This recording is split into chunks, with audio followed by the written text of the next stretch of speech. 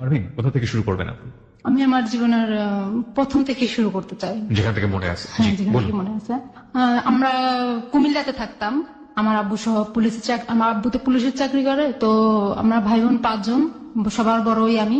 তো আব্বা তো যেহেতু পুলিশের চাকরি করে, তো একবার এক জায়গায় 3 বছরের জন্য পোস্টিং হন উনি। তো আমরা তখন কুমিল্লায় ছিলাম। তো কুমিল্লা থেকে কোরবানি ঈদ করার জন্য আমরা আবার বাড়িতে যেতাম। তো বাড়িতে গেলে তখন আমাদের বাড়ি করা হয়েছিল। কুমিল্লা থেকে বাড়িতে যেতেন, মানে বাড়ি কোথায় ছিল? বাড়ি ছিল হলো গিয়ে নোয়াখালীতে। তো আমার দাদা ছিল নোয়াখালীতে। আমার দাদার আর কোনো ছেলে ছিল না, ছেলে মেয়েও ছিল না। আমার দাদি মারা গেছে আমার আব্বুকে 5 বছর বয়সে রেখে।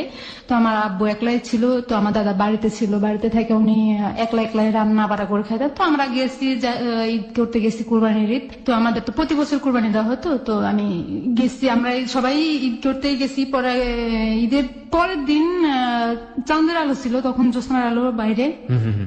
তো আমরা সবাই মিলে যেহেতু বলে আমাদের ফুফাতো ভাই ফুফাতো বোনরা সবাই মিলে আমরা লুকোচুরি খেলতেছিলাম। তখন ধরেন যে আমি ক্লাস 5-এ পড়তাম। তো 5-এ পড়ার একটা মেয়ের বয়স কতটুকু থাকে একটা অনুমান করা, কতটুকু আমি বলতে পারতেছি না তখন আমার বয়স কত ছিল। জি। তো ক্লাস 5-এ পড়তাম। পরে হলো আমরা লুকোচুরি খেলতেছিলাম। আর এক সময় আমার একটা ফুফাতো ভাই আছে, সুমন নাম। তো সুমন ভাই আমাকে আর আমার একটা ফুফাতো বোন ছিল, স্বপ্না। তো আমাদের দুজনকে দৌড়াতে একটা বাড়িতে নিয়ে গেলো। একটা বাড়িতে নেওয়ার পরে ওখানে রাসেল নামে, আমাদের বাড়ির পাশে রাসেল নামে একটা ছেলে ছিল। তো ছেলেটার ঘরের সামনে নিয়ে গেলো। তো ও ঘর থেকে বের হচ্ছে মাত্র, বের হওয়ার পরে তো আমাকে হাত ধরে ধরছে। বলতেছে, আমি কি বললাম, ছাড়েন, আপনাকে আমি চিনি না, আপনাকে হাত ধরছেন কেন? বলে যে ধরছি, ছাড়বো না। ধরছি কি ছাড়ার জন্য? ভাত রানবেকে ছেড়ে দিলে। আমি ছেড়ে দিলে ভাত রানবেকে মানে কি? আপনার মা আছে, আপনার মায়ের রান্নবে ভাত? বলে যে না, শুধু মা রান্ধে, বউ তো রান্ধে ভাত। আমি কি বলেন এগুলো? আমি এখন ছোট মানুষ, আপনি আমার সাথে কি বলতেছেন এগুলো? ছোট মানুষ কি ক্লাস 5-এ পড়ো? একটু ছোট আছো নাকি এখন? আমি কত বড় হয়েছি? পরে এগুলো নিয়ে একসময় তর্কাতর্কি, আমি ঝাঁকড়াই ওনার হাত থেকে আমার হাতটা সরাই নেওয়ার পরে ওনার সাথে একরকম আমার সম্পর্ক হয়ে গেল। তো ক্লাস 5 থেকে সম্পর্ক শুরু করছি। এই যখন আমরা কুমিল্লায় চলে যেতাম তখন দেখা হতো না। তো আবার যখন বাড়িতে বেড়াতে যেতাম তখন দেখা হতো। এইভাবে গ্যাপ দিয়ে ছেলেটার নাম কি ছিল? রাসেল। পরে ও এক সময় তার ওর সাথে আমার সম্পর্ক অনেক ভালো হয়ে গেছে। ভালো হওয়ার পরে চিঠি দিয়ে আদান প্রদান করি। চিঠিটা আমি লিখি না, আমার বোন ওই স্বপ্নাই লেখে। তো ও চিঠি লেখে, রাসেল চিঠি ওর কাছে দেয়, ও উত্তর দিয়ে দেয়। আমি চিঠি আমার হাতের লেখা লিখি না। ওরা এই চিঠি লিখে, নাম হয়েছে আমার, চিঠি দিতেছে ওরা। পরে এরকম করতে করতে আমি এসএসসি পাস করি, ও ইন্টারে ভর্তি হয়। এই 5 বছর যাবত এই সম্পর্ক থাকে এরকম? হ্যাঁ, সম্পর্ক থাকে। তো আমি যখন এসএসসি পরীক্ষা দিয়ে আমরা বাড়িতে চলে যাই। নোয়াখালীতে আমাদের বাড়ি করছে, খুলনা ছেড়ে আমাদের নোয়াখালীতে বাড়ি করছে। তো বাড়ি করার পরে ওখানে ওর সাথে আমার ভালো রিলেশন হয়। ও আমার একের পর এক বিয়ে আসে, যেহেতু আমার স্বাস্থ্য টাস্থ্য ভালো ছিল। তো আমার সাথে বিয়ের আসে, বিদেশ থেকে ছেলে আসে বিয়ের জন্য। তো আমার ফুফাতো বোন এক পর্যায়ে রাসেলকে শুনায় দেয়, স্বপ্ন আর কি, রাসেলকে শুনায় দেয় যে দেখো কোন পারবে না, তো বিয়ে হয়ে যেতেছে, তো এখন ওকে কিভাবে কি করবা? বলেছে ঠিক আছে, ওর যেহেতু বিয়ে হয়ে যাচ্ছে তো কি করব, ওকে তো আমার ভাগায় নিয়ে আসতে হবে। তো আমি আবার ভাইগা চলে যাবো না বাড়ি থেকে। আমার প্ল্যান যে আমি ভাইগা যাবো না। প্রেম করছি, সমাজ জানাই বিয়ে হবে, আমি ভাইগা দিলে তো মানুষ আমার বংশের মুখে চুনকালি লাগবে। পরে আমি বললাম যে আমি ভাইগা যাবো না। ও কি করলো যে ওর নানির গয়না বিক্রি করলো। ওর নানিকে বললো যে আমার বোনকে দেখতে আসবো, ওর বোনের নাম রুমা, ওর ছোট যেটা ওটার নাম রুমা। তো রুমাকে দেখতে আসবে, আপনার গয়না দেন, হাতের চুড়ি, স্বর্ণের, তারপরে গলার চেন, কানের জিনিস, ওগুলো ওর নানির কাছ থেকে খুলে নিয়ে ওগুলো বিক্রি করে ফেলে, কোর্টে যায়, ম্যাচদি কোর্টে যায়। পরে ওখান থেকে ওই যে অ্যাভিটাভিট করে, আমাকে ছাড়াই সে অ্যাভিটাভিট করে। করার পরে ওর একটা বন্ধু দিয়ে পাঠায় দেয় যে স্বপ্নাদের বাড়ি। আপনাকে ছাড়া এফিডেভিট করে মানে? আপনি ছিলেন না ওখানে? না, আমি ছিলাম না। পরে স্বপ্নাদের বাড়িতে ওর বন্ধুটা আসে, ঠিকানা নিয়ে আসার পর আমাকে খবর দেয় স্বপ্না। যাওয়ার পরে আমি খবর দেওয়ার পরে আমি যাইলে আমার কিছু ছবি তুলে নেয় ক্যামেরা দিয়ে, আর আমার সিগনেচার নিয়ে নেয়। তো আমি সিগনেচার দিয়ে বাড়িতে আসার পরই ওর মা পুরা বাড়িতে ঝগড়া শুরু করে দিছে। আমার ছেলেকে নিয়ে পুলিশের মেয়ে ভাইগা চলে গেছে। আমাদের একটা দাদি আছে, তো দাদিটা বলে মেয়ে যদি ভাইগা চলে দেয় মেয়ে বাড়িতে কি করে? তো ভাইগা চলে গেলে তো বাড়িতে থাকার কথা না। পরে সবাই বললো যে না, এটা ভুল কথা, মিথ্যা কথা। পরে যে একসময় বাঁচতে বাঁচতে পুরো এলাকা ছড়াই গেলো পুলিশের অমুকের ছেলের সাথে, আমার শ্বশুরের নাম ছিল আসানুল্লাহ, তো আসানুল্লাহ ছেলের সাথে চলে গেছে। আচ্ছা ভালো কথা, আমার আব্বা এসে, আব্বা শোনাতে গুলো গরম, আমার বংশের বড় মেয়ে, আমি বংশের বড় ছেলে, আমার বংশের বড় মেয়ে, এটাকে কিভাবে করে? আমার সাথে অনেক ঝগড়াঝাটি। মেয়ে যেহেতু সংসার থেকেই হয়ে গেছে, তো সেটা তো হবেই। আমার আম্মুকে বলতেছে, যেভাবে মেয়ে অন্যায় করলে মাকে দোষ দেয় আর কি বাপরা। তো আমার আম্মাকে অনেক গালাগালি করতেছে, আম্মা তার মানে অনেক অত্যাচার হচ্ছে আমার ঘরের ভিতরে। পরে আব্বা বললো কি যে ঠিক আছে আমি কাগজপত্র দেখবো, রাসেলকে খবর দাও। তো আমার সাথে আবার রাসেলের সাথে মোবাইল, তখন মোবাইলের চুক ছিল খুব কম। তো আমি নাম্বারটা আব্বারে দিলাম। তো আব্বারে দেওয়ার পরে আব্বা ফোন করলো, বললো যে কি ওকে আসতে বল, আমাকে দিয়ে কথা বলেছে। তো আমি বললাম যে আপনি আসেন, আসে আব্বা আপনার সাথে কথা বলবে। তো সবার রাত ছিল, তো ও আসছে। আসার পরে বিচার বসলো, এক পর্যায়ে আব্বা রাজি হয়ে গেল। ওকে আবার আব্বা খুব ভালোবাসতো, যেহেতু অনেক ভদ্র ছিল, মাদ্রাসা লাইনে পড়ছে। তো বিয়ে হয়ে গেছে। বিয়ে হয়ে যাওয়ার পরে ও আমার শাশুড়ি চায় না যে ওর সাথে আমার বিয়ে হোক। তো উনি আমাকে উঠে নেওয়ার সময় বলছে যে আমি এই মেয়েকে বিয়ে করে নিতেছি, ঠিক আছে, একে আমি সুস্থ মতো ভাত খেতে দেবো না। তারপরেও আমার আব্বা আমার মুখের দিকে তাকায় শুধু খালি, যে আব্বা আবার আমাকে অনেক আদর করতো, তো আমার মুখের দিকে তাকায় শুধু খালি এটা মেনে নিচ্ছে যে উনি এটা বলছে। পরে প্রায় 1 মাস এরকম সুন্দর চলে। বিয়ে পরে 2-3 পরেও চলে যায়, চিটাগাং চাকরি করতো তখন। তো চলে যাওয়ার পরে প্রায় 1 মাস পরে আসে। বিয়ের 1 মাস পরে আসার ওর সাথে আমার সাথে হয় ভালোই। ও 1 মাস পরে আসে ওর মার কি জানি কথা শুনে আমাকে অনেক অত্যাচার করলো, মার ধর করলো। আমি কিছু বললাম না। অ্যাকচুয়ালি আমি তখন আমি কারণ চোখের দিকে তাকায় কথা বলতে পারতাম না। কথা বলতে গেলে আমার কান্না চলে আসতো। 2 বছর ওর সাথে ভালো সংসার চলে, আমার ভালো সংসার চলে। ও আমাকে নিয়ে লেখাপড়া কি বন্ধ হয়ে গেল? হ্যাঁ, লেখাপড়া আমার অলরেডি বন্ধ হয়ে গেল। আমার আব্বার ইচ্ছা ছিল আমাকে ডাক্তার বানানোর, না আমার সেটা আর পূরণ হলো না। পরে ও আমাকে নিয়ে চিটাগাং চলে গেল। এক পর্যায়ে চিটাগাং ওখানে কনসেপ্ট করছি, ও আমাকে মারধর করে ওটা নষ্ট করে ফেলছে। 3 মাসের একটা বাচ্চা নষ্ট হয়ে গেছে। পরে আমাকে বাড়িতে নিয়ে আসছে। তারপর আমি আবার কনসেপ্ট করছি, আমার একটা ছেলে হয়েছে। আমার ছেলে হওয়ার পরে ও বিয়ে করে ফেলছে। ঢাকা আসা যে কোনা বাড়িতে এসে একটা মেয়ের সাথে গার্মেন্টস চাকরি করে বিয়ে করে ফেলছে। এটা কি আপনাকে না জানিয়ে এই কাজটা না জানিয়ে এই কাজটা করছে। আপনার ছেলের বয়স কত তখন? তখন আমার ছেলের বয়স 11 মাস। আপনি জানলেন কিভাবে মেয়েটাকে বিয়ে করেছে? মেয়েটাকে বিয়ে করেছে জানছি হলো গিয়া, ও আসতো না বাড়িতে। আমার ছেলে হয়ে যাওয়ার পরে ও বাড়িতে আসতো না। একদিন ঝগড়া লেগে আমাকে বলছিল যে আমার এই ছেলেটা নাকি আমার জারজ সন্তান, এটা নাকি ওর জন্মের না। আমি এটা ভেঙে পড়ছিলাম কথাটা বলার পর। আমি ঠিক আছে, তোমাদের সন্তান না যেহেতু, সেটা তোমাদের কোনো অধিকার নাই। আমার তো আমি খুলনা চলে গেছি। খুলনা চলে যায়, ছেলেটা হয়েছে। হওয়ার পরে ও খবর পাইছে, ঢাকা থেকে বাড়িতে আসছে। আসার পরে নোয়াখালীতে আসছে। আমি খুলনা থেকে আবার নোয়াখালীতে ব্যাক করে আমার ছেলেকে নিয়ে। পরে ও বাড়িতে আসছে। আসার পরে ও ছেলেকে দেখতে আসছে। আমি বলছি যে না, ছেলের সাথে তোমার কি অধিকার? তুমি এতদিন ধরে বাড়িতে আসো না, আজকে 5-6 মাস হয়ে গেছে তুমি বাড়িতে আসো না। তোমাকে ডাক্তার দেখাতে বলছেন, তুমি তাও করলা না। তুমি বললা যেটা নাকি তোমার জারজ সন্তান। পরে ও বলতেছে যে না, তুমি এটা কি বলো, আমার সন্তান, দেখো তো চেহারাটা কার মিলে। আমি তো সেটা তো তোমার তখন উচিত ছিল না বলার। তুমি একবার চিন্তা করো না যে হওয়ার পরে চেহারাটা কার হবে। তখন নিজের ভুল নিজে বুঝতে পারে, বাড়িতে আসতেছে, তবু আমার মারধর করতেছে, অনেক মারছে, অনেক অত্যাচার করছে। পরে এরকম করে যখন ছেলের বয়স 5 মাস চলে, তখন সে ঢাকা চলে আসছে, আর বাড়িতে যায় না। বুঝতে পেরেছি, মানে অনেক গল্প আছে এর পেছনে। আপনি এক পর্যায়ে জানতে পারেন যে সে বিয়ে করেছে। সে নিজে থেকে এটা বলে না, সে নিজে থেকে এটা বলে না। একসময় আমি কি করি যে ছেলেটাকে আমার মানুষ করতে হবে, আমার ছেলেটাকে আমার মার কাছে দিয়ে আমি চিটাগাং চলে যাই। চিটাগাং কেন? চিটাগাং চলে চাকরি করার জন্য। আমি চাকরি করবো, চাকরি করে আমার ছেলেটাকে মানুষ করবো। চিটাগাং কেউ ছিল আপনার চাকরি দেওয়ার না, মতো? চিটাগাং আমার কেউ ছিল না। আমি চিটাগাং চলে যাই। চিটাগাং চলে যাওয়ার পথে গাড়িতে একটা লোকের সাথে আমার দেখা হয়। ওই লোকটা ওর বোনের কাছে নিয়ে দিয়ে আসে। তোর বোন জামা ছিল আবার খারাপ। তো ওর বোন জামা আমার দিকে নজর দেয়। নজর দেওয়ার পরে একদিন রাতে আমার সাথে খুব ধস্তাধস্তি করে। ওনাকে আমি আবার খালু ডাকতাম। আবার আমি বলছি যে খালু, এটা সম্ভব নয়। আমি তখন একটা ইয়ের ভিতরে ছিলাম যে আমি ছেলে দিয়ে আসছি, আমার ছেলে আমার কাছ থেকে না, আমার কাছে খুব কষ্ট লাগতেছে। তো যখন আমি চিটাগাং চলে যাই, তার 4 দিনের মাথায় ওরা এলাকায় বিচার বসায় আমার ছেলেটাকে ওদের কাছে নিয়ে যায়। যে বউ যেহেতু নাই, ওর মাই যেহেতু নাই, তাহলে আমাদের ছেলে আমাদের কাছে দিয়ে দেখ, আমাদের নাতি আমাদের কাছে দিয়ে দেখ। ত্যাগ করতে বিচার বসায় ও আমার ছেলেকে ওরা নিয়ে যায়। তো আমার মা আমাকে ফোন দেয়। আমি বলে যে ঠিক আছে, পালক দিয়ে দিলে তো অন্য কোথাও চলে যায়। তো আমি পাইতাম না। এখন যেহেতু আসছে, ওদের ছেলে ওদের কাছে আছে, বড় হলে একদিন আমার কাছে আসবেই। পরে দিয়ে দিল। তো আমি বললাম, আমি রাসেল কাছে ফোন করে বললাম যে কি দেখো যে আমার ছেলেকে তো ওরা নিয়ে গেছে, তোমার মা নিয়ে গেছে, এখন আমার ছেলেকে আমি চাই। ঠিক আছে, তোমার ছেলেকে তুমি যদি পাইতে চাও, তাহলে তুমি আমার কাছে চলে আসতে হবে। তুমি কোথায়? আমি ঢাকা। ও আমাকে বললো আমি ঢাকা কোথায়? কোনা বাড়িতে। আচ্ছা ঠিক আছে, তো আমি আসতেছি। তো আমি ঢাকা চলে আসলাম। ও আমাকে রিসিভ করলো, চৌরাস্তা থেকে রিসিভ করে নিয়ে কোনো বাড়ি গেলাম। তো ওখানে গেলাম, আমারে বললো যে কি তুমি আমার কাছে থাকো, তো আমি তোমার ছেলে বাড়িতে যাবো, যাইয়া তোমার ছেলেকে তোমার কাছে আয়না দেবো। তো ওর কাছে 1.5 মাস থাকার পরেও আয়না দেয় না ছেলেটাকে আমার কাছে। তো ও 1.5 মাসের ভিতরে ওখানে যে বাসায় ছিলাম, ওই বাসার একটা মহিলা ছিল শাহিনুর নাম। তো ওই আপু আবার ওদের সাথে একসাথে চাকরি করতো। তো ও আমাকে আকার ইঙ্গিতে বলতো ওর সাথে সুমি নামের একটা মেয়ের সম্পর্ক আছে। তো আমি বললাম যে রাসেলের সাথে সুমি নামের একটা মেয়ের সম্পর্ক কই, আমাকে তো বলে নাই। আপনাকে এখানে আনার একটাই কারণ। আমি কি কারণ? ওই আপুটাই আমাকে বলতেছে। আমি কি কারণ? কয় যে এই কারণটা হলো যে রাসেল ভাইয়া যে বিয়ে করছে, সুমি বিশ্বাস করতেছে না। তো সুমি ওর কাছে বিয়ে বসবে, রাসেল ভাইয়ের কাছে বিয়ে বসবে, তার জন্য আপনাকে এখানে দেখানোর জন্য আনছেন। তাই কয় ও ওই মেয়েটাকে যখন সম্পর্ক গাঢ় হয়ে যেতেছে ওদের, তো আমাকে বাড়িতে পাঠিয়ে দিচ্ছে যে তুমি বাড়িতে যাও, আমি আমার ফোন করে বলে দেবো তোমাকে ছেলে দিয়ে দেওয়ার জন্য। আমি বাড়িতে চলে আসলাম, দেখতেছি আমার ছেলেকে ওরা দিতেছে না।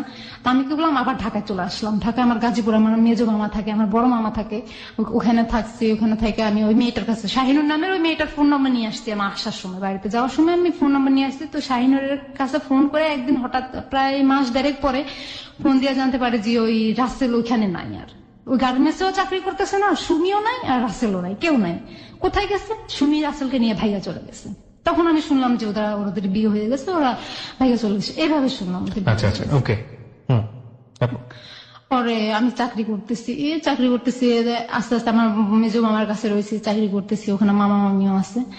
তো এভাবে চাকরি করতে করতে দেখতেছি যে ও আর আমার খোঁজ খবর নেয় না। রাসেল ওর আর কোনো ফোন আমি পাই না। ওর ফোন নম্বর আমার জানা নাই, যেটা জানা ছিল সেটাও বন্ধ। 1 বছর যখন হয়ে গেছে আমার চাকরির বয়স, আমার সবকিছু ভালো চলতেছিল, আমি আনন্দ ফুর্তি চলতেছিলাম, চাকরি করতেছিলাম। আপনার ছেলে তখন আপনার হাজবেন্ডের কাছে? হাজবেন্ডের কাছে, হ্যাঁ। মানে আর আপনি তখন চাকরি করে নিজে নিজে একা থাকেন? হ্যাঁ। আপনার পরিবার থেকে কি আপনাকে মেনে নেওয়া হচ্ছে না? না, আমার পরিবার থেকে আমাকে মেনে নেওয়া হচ্ছে। আমার মা বলছে যে ঠিক, আমার মার বিরুদ্ধে যে আমি চাকরি করতেছি। আম্মা বলতেছে তুমি বাড়িতে থাকো। আমি কিন্তু আমি বাড়িতে থাকবো না, আমি বাড়িতে থাকলে আমি নিজেকে কন্ট্রোল করতে পারবো না। বাবা কি বলতো এই সময়? আব্বা তো ওই যে আমার বিয়ের পর এখানে একটা কথা ছেড়ে গেছি আমি, আমার বিয়ের পরে আমার আব্বা বিয়ে করে ফেলছে, আরেকটা বিয়ে করে ফেলেছে। আপনার মার সঙ্গে সম্পর্ক ছিল না? না, চাঁদপুরের একটা মেয়েকে বিয়ে করে ফেলছে। চাঁদপুরের একটা মেয়েকে বিয়ে করে উনি চাঁদপুরে সেটেল হয়ে গেছে, চাকরি করে।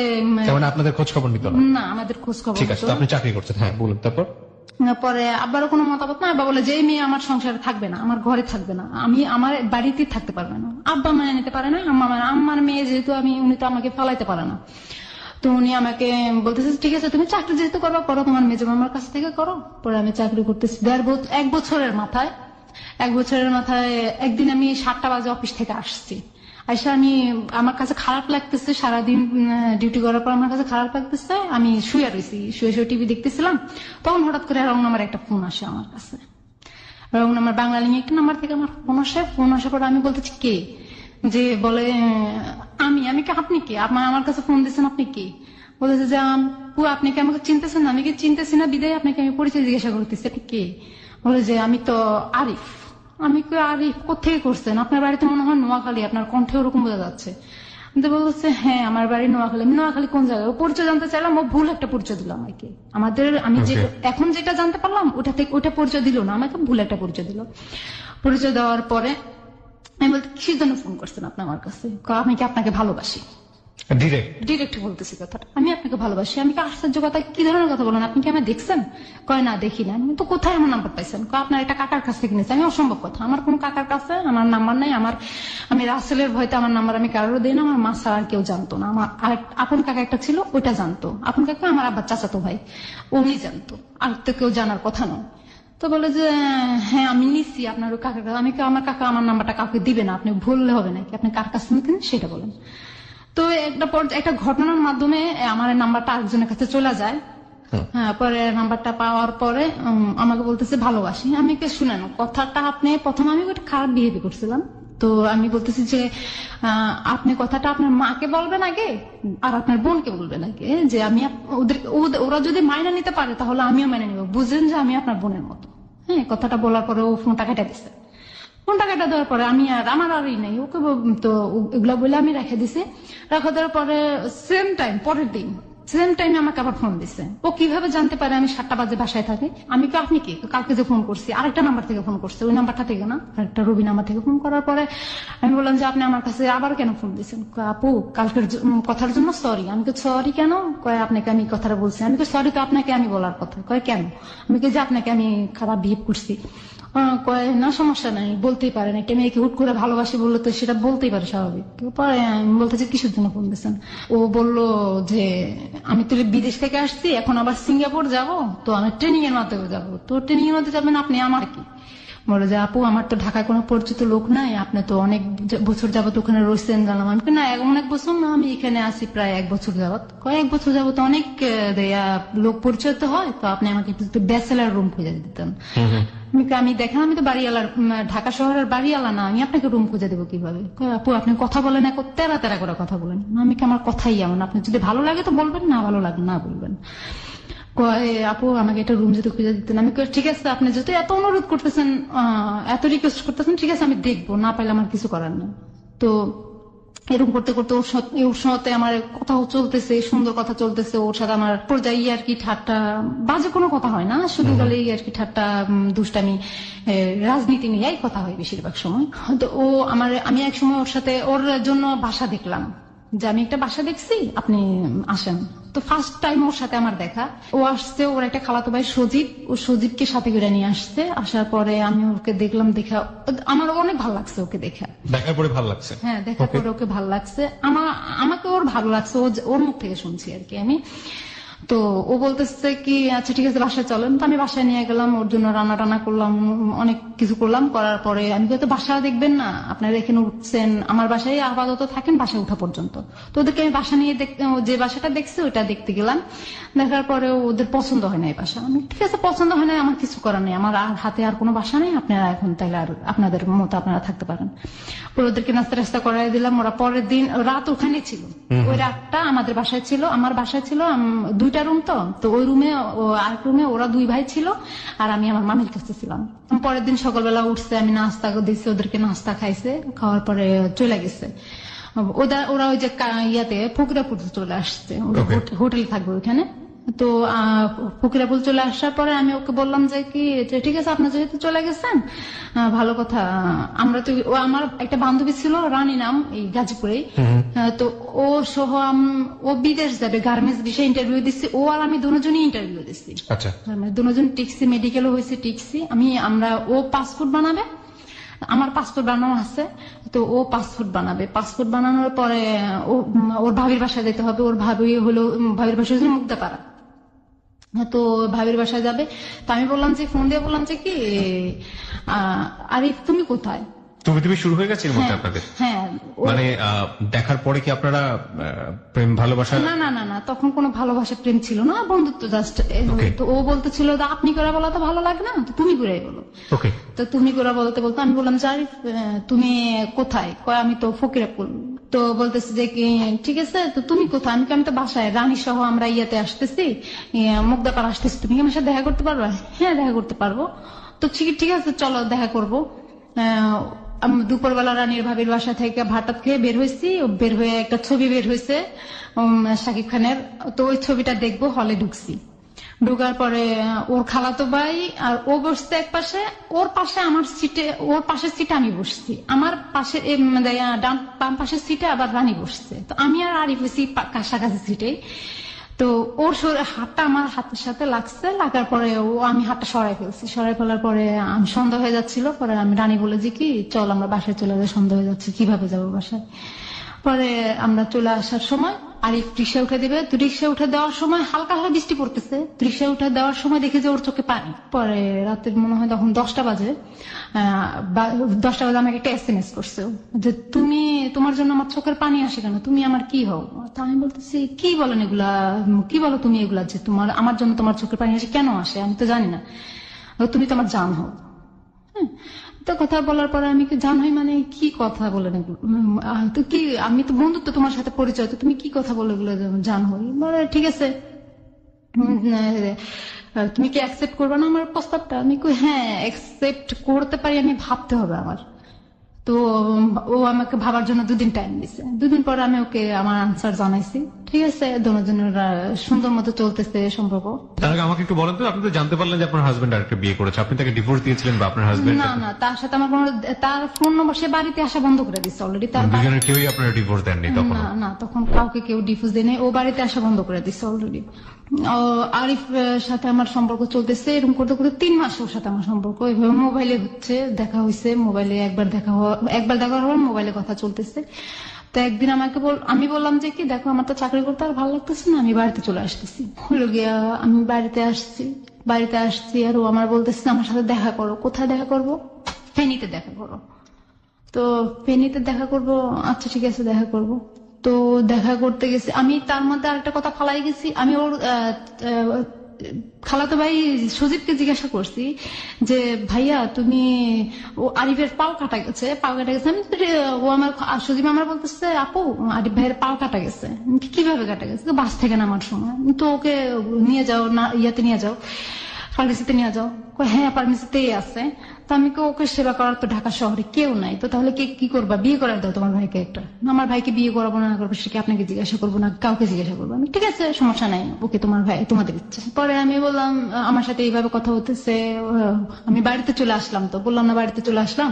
তারপরে বাড়িতে চলে আসার পরে আমাকে ফেনী দেখা করতে বললো। তো ওর একটা চাচাতো ভাই হারুন নাম, এলাকার ভিতরে ওর চাচাতো ভাই হারুন নাম। তো ওই হারুন সহ ও গেছে ফেনীতে। তো আমিও গেছি, যাওয়ার পরে কথা বলতেছি, একটা রেস্টুরেন্টে ঢুকছি, ঢুকে কথা বলতেছি। তো কথা বলার পরে পাশে একটা কাজী অফিস লেখা একটা ইয়া টানানো থাকে না, ওগুলা টানানো আছে। তো আমি কাজী অফিস দেখে বলতেছি যে ওই যে দেখো কাজী অফিসের ইয়া লাগানো আছে। তো হারুন ভাই বলতেছি যে কি যে কাজী অফিস কি লাগবে নাকি? আমি হ্যাঁ সেটা আপনার ভাইকে জিজ্ঞাসা করেন। এখন আরিফ বলতেছে কি হ্যাঁ লাগবে, সময় হলে তো অবশ্যই লাগবে। ঠিক আছে তাহলে চলো এখনই কাজী অফিসে চলো। আমি দুষ্টামি করতেছি, ও ভাবছে যে আমি সিরিয়াসলি বলতেছি। তো বলতেছে তুমি কি সিরিয়াস বলতেছো? ওর চোখ মুখের দিকে তাকাই আমি বলতেছি তুমি কি সিরিয়াস বলতেছো? সজীব কি এটা জানতো, আপনার আগের সম্পর্কে জানতো? হ্যাঁ আরিফ জানতো আমার সম্পর্কে, কারণ আমার ছেলের ছবি আমার ঘরের জানালায় টানানো ছিল। আচ্ছা, মানে আপনার একটা ছেলে আছে, আপনার বিয়ে হয়েছে, ডিভোর্স হয়নি, এগুলো সব জানতো? সব জানতো। ও রানীর কাছ থেকে সব শোনা ফেলছে। আচ্ছা, রানী ওকে বলে দিচ্ছে আমার যে বিয়ে হয়েছে।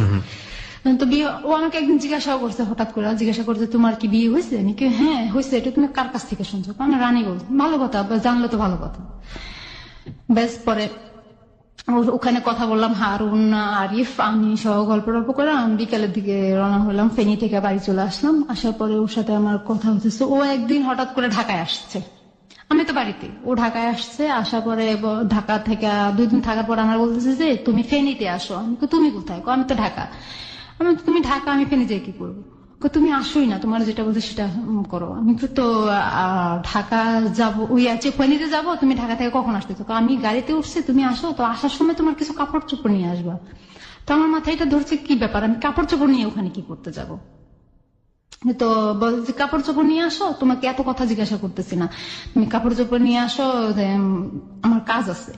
ঠিক আছে আমি 2টা কাপড়, হ্যাঁ 2টা কাপড় চোপড় নিয়ে আমি যাইলাম একটা শপিং করে, 2টা কাপড় চোপড় নিচ্ছি আর কিছু মেয়েদের যা কসমেটিক লাগে নিচ্ছি, নিয়ে আমি ফেনীতে গেছি। তো আমি ফেনীতে প্রায় আধা ঘন্টার মতো ওয়েট করার পরে ও আসছে। আসার পরে আমি তুমি কোথেকে আসছো? আমি কি মাত্র ঢাকা গাড়ি থেকে নামলাম। ঠিক আছে তো কোথায় যাবে এখন? তুমি আমার কাপড় চোপড় নিয়ে আসতে বলছো, তুমি যাবে কোথায়? বলে চলো আমরা চিটাগাং যাবো। চিটাগাং কি করতে যাবো? ওখানে তোমার কে হয়? আমার তো কেউ থাকে না ওখানে। চলো না যাবো, আমার বন্ধুর বাসা আছে। ঠিক আছে চলো। তো আমার ওর প্রতি খুব বিশ্বাস ছিল, আমি ওর কথা অনুযায়ী চলে গেছি। আমি এই কথাটা চিন্তা করতে পারি নাই যে ও আমাকে ওখানে নিয়ে কি করবে। প্রিয় শ্রোতা, আমরা 4 মিনিটের ছোট্ট একটা বিরতি নিতে চাই। হ্যাঁ পারভিন বলুন, তারপর চিটাগাং গেলেন আপনি? হ্যাঁ ওর সাথে চিটাগাং গেলাম। তো আমাকে কোন একটা জায়গায় নিয়ে গেছে, এখনো পর্যন্ত আমি মনে করতে পারতেছি না সে জায়গাটার নাম, এখনো পর্যন্ত আমার মনে নাই। তো আমি ওই জায়গাটা গেছি। পরে ওর একটা শওকত নামে একটা বন্ধু আছে, তো ওইখানে থাকে। ওখানে ওর শওকতকে ফোন করে নিল যে আমি, আরিফ বললো যে আমি তো আসছি, তুই কোথায়? আমি আসছি। তো শওকত মনে হয় জিজ্ঞাসা করছে যে তোর সাথে আর কি আছে? বলছি তোর ভাবি আছে। তো ঠিক আছে শওকত আবার আসছে, তাড়াতাড়ি করে সিএনজি নিয়ে আসছে। আসার পরে ও আমাদেরকে একটা হোস্টেলে নিচ্ছে। তো আমি আরেকটা জিজ্ঞাসা করলাম যে কোথায় আসছি আমরা? তুমি চিনবা না তো এটা? আমি কিন্তু চিনবো না, তুমি আমাকে এখানে আনছো কেন? দেখো আমরা একটা রুম নেবো। আমি কি একটা রুম নেবো মানে? আমি তো ভাবছি তুমি 2টা রুম নেবে, এখন একটা রুম নেবে এই কথা বলতেছে, মানে কিসের জন্য আমরা একটা রুম নেবো? তুমি দেখো এত কথা কেন বলো, এত কথা বললে মানুষ সন্দেহ করবে। আমি কই না, তোমার তো মনের ভিতরে ভাবলা আছে, তুমি কি করতেছো এগুলো, তুমি এত কথা বলো কেন? তা আমি শেষ পর্যন্ত দেখার জন্য আমি চুপ করে বললাম। তারপরে একটা রুম নিল, তা একটা রুমে 2টা চৌকি, তো ওইটাতে ঢুকলাম। ঢুকার পরে শওকত ঢুকলো, শওকত বললো যে কি নাস্তা, তো শওকত আমাকে দেখে বললো যে কি এটা তো ভাবি না।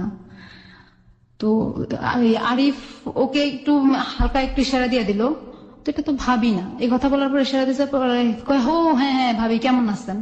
তা আমার মনে তো ডাউট গেছে, কি ব্যাপার, এটা তো ভাবি না বললো, কি ব্যাপার তো আমি বুঝলাম না। শওকত ভাই ব্যাপার কি বুঝলাম না, প্রথম বললেন ভাবি না, আবার বললেন ও ভাবি কেমন আছেন, কি আমি তো এটার মানে বুঝলাম না। কয় না এমনি দুষ্টামি করছি। ও আচ্ছা।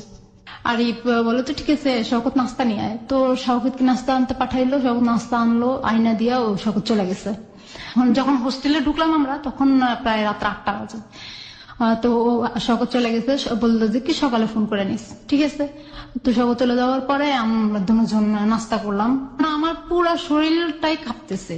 আমি কখনো, এটা ফার্স্ট অভিজ্ঞতা আমার কোনো ছেলের সাথে একটা অবিবাহিত ভাবে একটা রুমের ভিতরে থাকা, আমার এটা ফার্স্ট আমার জীবনে। আমার মনে হচ্ছে আমি চিল্লে চিল্লে কান্দি। পরে ও আমাকে দেখে একটা ভয় কাজ করতেছে আমার ভিতরে, ও আমাকে দেখে বুঝতে পারছে যে তুমি আমার জিজ্ঞাসা করতেছে তুমি কি ভয় পাইছো, তুমি কিভাবে বুঝতে পারো, তোমার চোখ মুখ এরকম শুকিয়ে গেছে, তোমার ঘামাইতেছে কেন, তুমি এরকম ঘামছো কেন। শীতের দিন ছিল তখন। পরে আমি বলতেছি কি দেখো তুমি এটা কেন করলো, আমি তো বুঝলাম, ভাবছিলাম যে তুমি কোনো বন্ধুর বাসায় নিবা আর তোমার 2টা রুম নিবা, সেটা ভাবছিলাম। যদি হোস্টেলে আসো তাহলে 2টা রুম বা কোনো বন্ধুর বাসায়। দেখো না আমার এখানে বন্ধু আছে ঠিক আছে, কিন্তু বন্ধুরা তো কোনো বাসা নিয়ে থাকে, যে এখানে ব্যাচেলার থাকে, তোমাকে নিয়ে আমি কি একটা ব্যাচেলার রুমে এতগুলো ছেলের ভিতরে কিভাবে উঠবো। তুমি একটা রুম নিলা কেন, 2টা রুম, 2টা রুম নিলে তুমি কি একলা একটা ঘরে থাকতে পারতা, তোমার ভয় করতো না। আমি কি সেটাও তো থাকতে পারতাম না। তাহলে 2টা খাট যেহেতু আছে তাহলে তুমি তোমার কাটে থাকবো, আমি আমার কাটে থাকবো, আচ্ছা ঠিক আছে। তো আমি বলতে তুমি বাতি নিবে শুয়ে পড়ো, ঠিক আছে। বাতি নিবে শুয়ে পড়ার পরে বাতি নিবার এক পর্যায়ে দেখি যে আমার খাটে, আমার হালকা চোখটা লেগে আসছে। আমার ঘুমের যেহেতু জার্নি করছি আমার ঘুম অনেক চোখে। তা ও আমার শরীরে হাত দেওয়ার সাথে সাথে আমি এখনো আমার শরীরে কেউ হাত দিলে আমার ঘুম গেলে যত ঘুমে যায় আমার শরীরে কেউ হাত দিলে আমি জেগে যাই। পরে আমার শরীরে হাত দেওয়ার সাথে সাথে আমি লাফ দিয়ে উঠে বসে গেছি। কি ব্যাপার তুমি এখানে কেন, তুমি তোমার খাটে দাও। না তোমাকে এখানে আনছি কি আমি এমনি এমনি আনছি নাকি, কি বলো এমনি এমনি আনছি নাকি, তোমাকে না আমি ভালোবাসি, তুমি না আমাকে ভালোবাসো, তোমার সাথে আমার যা হবে বিয়ের পরে হবে। আচ্ছা ঠিক আছে বিয়ে না হয় হবে, তুমি এখন কি একটা মেয়ের সাথে একলা ঘরে থাকলে তুমি বলো কেমন লাগে, তোমার তো বিয়ে, তুমি তো সবই বুঝো, আমি তো বিয়ে করি নাই, আমি কিভাবে বুঝবো। ও আমাকে বলতেছে কথা, তোমার বিয়ে অভিজ্ঞতা নাই তো তুমি আমাকে এটা কেন করতে আসছো তাহলে এখানে, তোমার অভিজ্ঞতা নাই, তুমি তো বুঝো না একটা মেয়ের কেমন, একটা মেয়ের সাথে রাত কাটাবে একলা কেমন লাগে, সেটা একটা মেয়ের কাছে কেমন লাগে সেটা তোমার তো ধারণা নাই, তুমি বলতেছো তাহলে আমার কাছে কেমন লাগে। দেখো ভয় পেও না, আমি তোমাকে বিয়ে করব, পৃথিবী সবকিছু একদিকে থাকবা, তুমি আমার একদিকে থাকবা। আমি বললাম আমি তোমার একদিকে থাকবো, কি বলো, আমার এটা সম্ভব না। তার মানে আমার সাথে এক পর্যায়ে ও জোর জবরদস্তি করেই, যাই হোক জোর জবরদস্তি করে আমাকে মানাই নিচ্ছে। মানার পর ওর সাথে আমার সাথে ফিজিক্যালি রিলেশনটা হয়ে গেল। হয়ে যাওয়ার পরে আমি অনেক কান্না করতেছি, কান্না করতে তুমি কাঁদতেছো কেন, আমি কই না রাসেলের পরে আমাকে কেউ টাচ করে নাই, তুমি আমাকে টাচ করলা, রাসেলের কথা তোমার মাথা থেকে ঝেড়ে ফেলাই দাও। আমি কেন আমি ঝেড়ে ফেলাই দেবো, রাসেল তো আমার স্বামী ছিল এখনো আছে, ওর সাথে তো আমার ডিভোর্স হয় নাই, তাহলে তুমি এখনো আমাকে কেন এগুলা করলো, আমার তো পাপ হবে। পাপের কথা চিন্তা করলে দুনিয়াটা আরো আগে ভালো হয়ে যেত, ওগুলো বুঝাইতেছে আমার। তো আমি বললাম যে কি দেখো তুমি এমন করছো আমার সাথে, করছো আর করো না, করার চেষ্টা করো না, তোমার একবার করার যে কথা 10 বার করার সে কথা, সেই বলতেছে আমাকে কথাটা। আমি বললাম যে তুমি কি বলো, একবার করার যে কথা 10 বার করার সে কথা, তুমি কি বলো এগুলা, তোমার পায়ে ধরে তুমি আমার সাথে এগুলো করো না। ওর সাথে অনেক আকুতি মিনতি করলাম, ও কোনো কিছুই শুনলো না।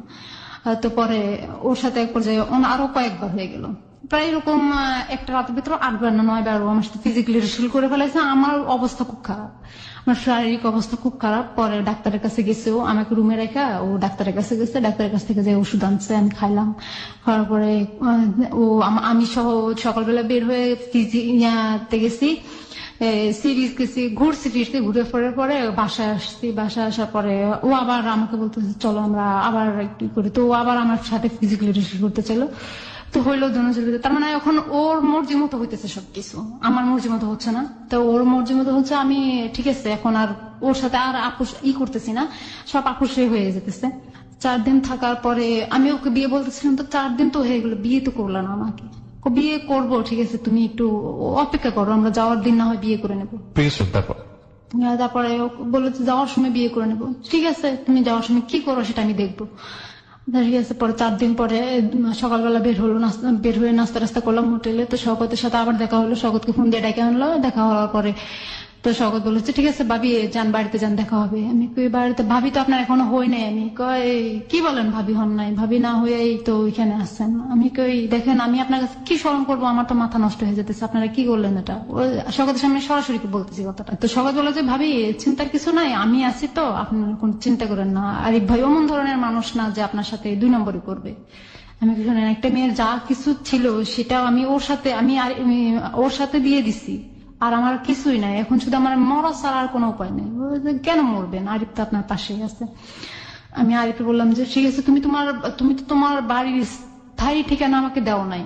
তখনই বললো যে কি আমার বাড়ির স্থায়ী ঠিকানা আমি তোমাকে যেটা দিয়েছি সেটাই। আমি কই না, তোমার বাড়ির স্থায়ী ঠিকানা আমার মনে হয় এটা না।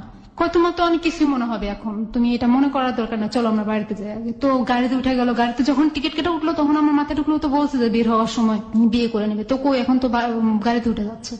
আমি আরেকটা বললাম তুমি গাড়িতে উঠে যাচ্ছ কেন, তুমি আমার সাথে চলো, কাজে চলো। ঠিক আছে, আমরা নোয়াখালীতে যাই, তারপরে বিয়ে করবো। তো চিটাগাং থেকে নোয়াখালীতে আসলাম। নোয়াখালীতে আসার পরে তো আমাকে একটা সিএনজি উঠে দিল, সিএনজি পুরা ভাড়াই ওই দিল। উঠে দিয়ে সিএনজি কে বললো যে আমাকে বললো যে সিএনজি আলারে যেখানে বলবো সে সেখানে নিয়ে যাবে। তো আমি বললাম তুমি বিয়ের ব্যাপারটা করলো না। ঠিক আছে, তুমি এখন টেনশন নিও না, তোমার সাথে আরেকদিন দেখা হলে তবে আমার বিয়ের কাজটা সারা নিবো। ও আমাকে অনেক বুঝাইলো, আমি তো কান্না করতেছি। বুঝানোর পরে ও ওর বাড়িতে চলে গেল, আমি আমার বাড়িতে চলে গেলাম। ওর বাড়ির পাশে একটা লোক ছিল, আমার আবার দুলাভাই হয়। দুলাভাইটা ওর সম্পর্ক আবার বললো যে আমাকে বললো যে কি মহাসিনকে চিনো? আমি কি হ্যাঁ, মহাসিনকে তো আমি চিনি, ও আমার যেটা তো বোনের জামাই হয়। ও আমার বন্ধু হয়। তো আমি যেদিন আবার চিটাগাং থেকে বাড়িতে গেছি, ও যেটা তো বোনের জামাইটা আমার বোনটাকে নিয়ে আমাদের বাড়িতে আসতে বেড়ানোর জন্য। দুলাভাইটাকে জিজ্ঞেস করলাম ভাইয়া আপনি কি আরিফকে চিনেন?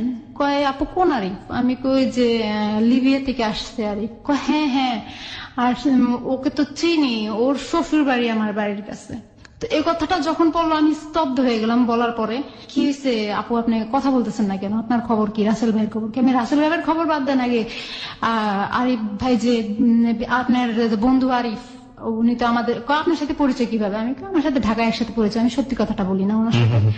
তো আমি আচ্ছা ঠিক আছে, ওনার যে শ্বশুর বাড়ি আপনার বাড়ির কাছে, ওনার কি ছেলে মেয়ে আছে? হ্যাঁ একটা মেয়ে আছে। আচ্ছা।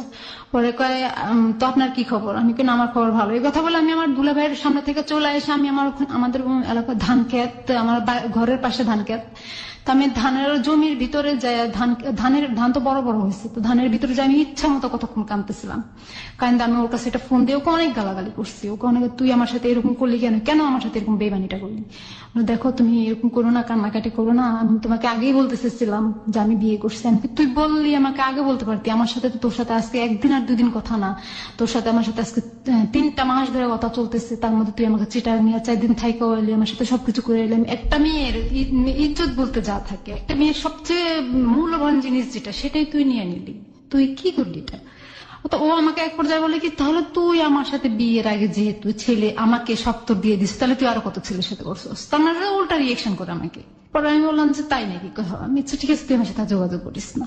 আমার মামার ছোট মামার খালা শ্বশুরের বিয়ে, তো আমি ওই বাড়িতে গেলাম, ওর শ্বশুর বাড়ির পাশেই, জানতাম না আমি। তো ওখানে গেছি, আর আমার ফোন দিছে, তুমি আমার বলো তুমি কোথায়? আমি তো অমুক জায়গায় আসছি। তো কোথায় আসছো? আমি নাম বললাম। পরে বলো তুমি ওই বাড়িতে কি করো? আমি বিয়েতে আসছি। কয় ওই বাড়ির পাশেই তো আমার শ্বশুর বাড়ি, তুমি আমার সাথে দেখা করো। আমি তোরে বলছি না তুই আমার চেহারা দেখবি না, তুই আবার আমার কাছে ফোন দিছিস, আবার আমার বলো দেখা করতে, সাহস তো কম না। তো বলে যে না তুমি আমার সাথে দেখা করো। তো ওর সাথে আমি এখান থেকে বিয়ে শেষ করে আমি ওখান থেকে বাড়িতে গেলাম বিকালবেলা। পরের দিন আমি ওর সাথে সকালে দেখা করলাম ফেনীতে। কান্নাকাটি আমি অনেক কান্নাকাটি করছি ওদিন ওর সাথে। পরে ও বলছে দেখো তুমি এমন করো না, তুমি চাকরি করো, দেখো তোমার মন আবার ঠিক হয়ে যাবে, তুমি চাকরি করো, তুমি এখন বাড়িতে বসে আছো তো তার জন্য তোমার ভালো। আমি কিন্তু তুই চাস আমি আবার চাকরি করি, ওকে তুই তাই করে বলতেছি। তো ওর সাথে যখন আমার 3 মাস কথা চলতেছিল তখন হঠাৎ করে একদিন ওর বউ আমাকে ফোন দিছে। ফোন দিয়ে বলে যে কি আপনি কি আমার নাম ধরে বলতেছে আপনি কি অমুক, আমি কি হ্যাঁ। বলতেছে আমি কি তাহলে তুমি কি? কয় আমি আরজু।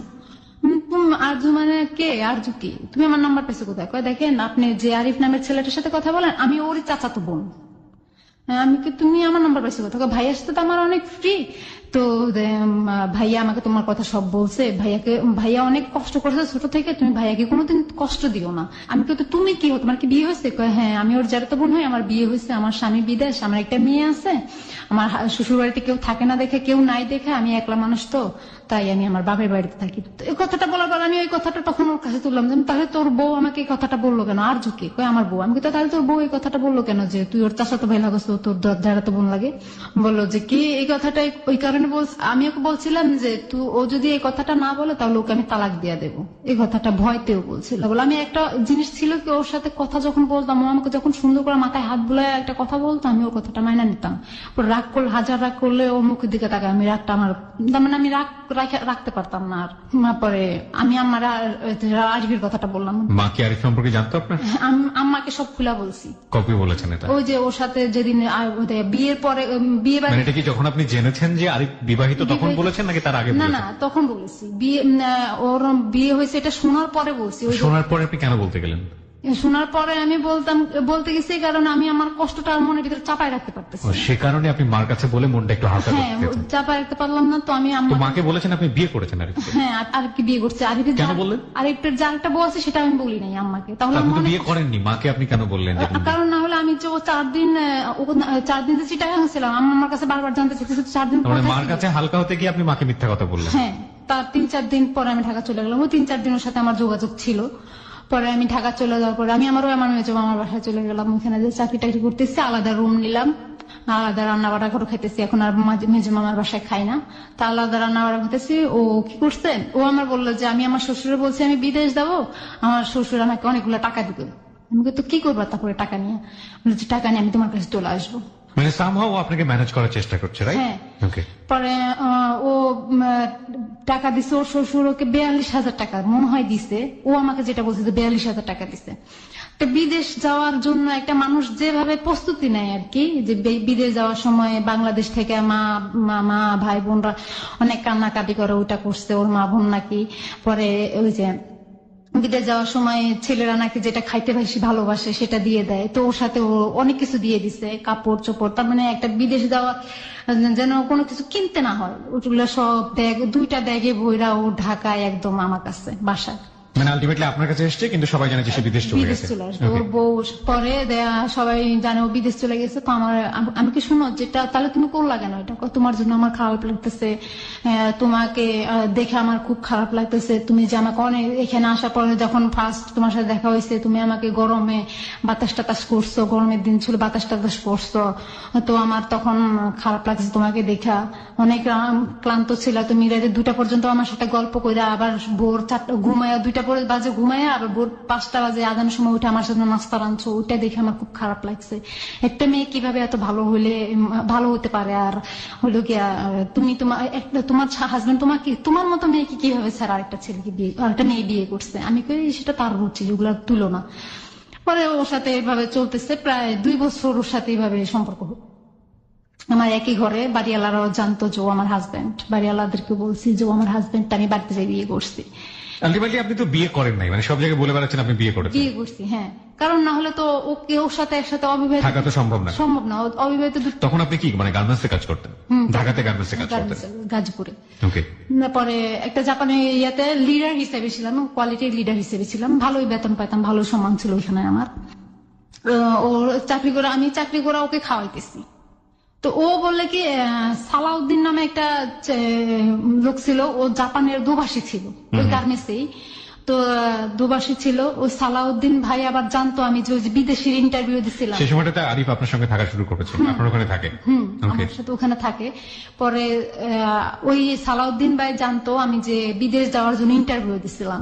আমার পাসপোর্টে জমা দিয়েছি, শুধু 25,000 টাকা লাগবে, আমার হাতে টাকা নাই, সেই জন্য আমি বিদেশ যেতে পারতেছি না। তো ও সালাউদ্দিন ভাই আবার আমাকে 20,000 টাকা দিবে ওকে। বিদেশ যাওয়ার জন্য। এটা আবার আরিফ জানে যে ওই সালাউদ্দিন ভাই আমায় বিদেশের জন্য 20,000 টাকা দিবে। তো আরিফ বলছে যে কি, তুমি আরেকজনের কাছ থেকে টাকা নিয়ে তুমি বিদেশ যাবে কেন? তুমি বিদেশ যেতে পারবা না, বিদেশ ভালো মেয়েরা যায় না। মানে আপনি বিদেশ যাওয়ার জন্য ট্রাই করছেন? হ্যাঁ, গার্মেন্টস এর বিষয়ে অলরেডি আমার বেতন ধরা হয়ে গেছে, 16,000 টাকা বেতন। আমার মেডিকেলও করা হয়ে গেছে, আমি মেডিকেলও টিকছি।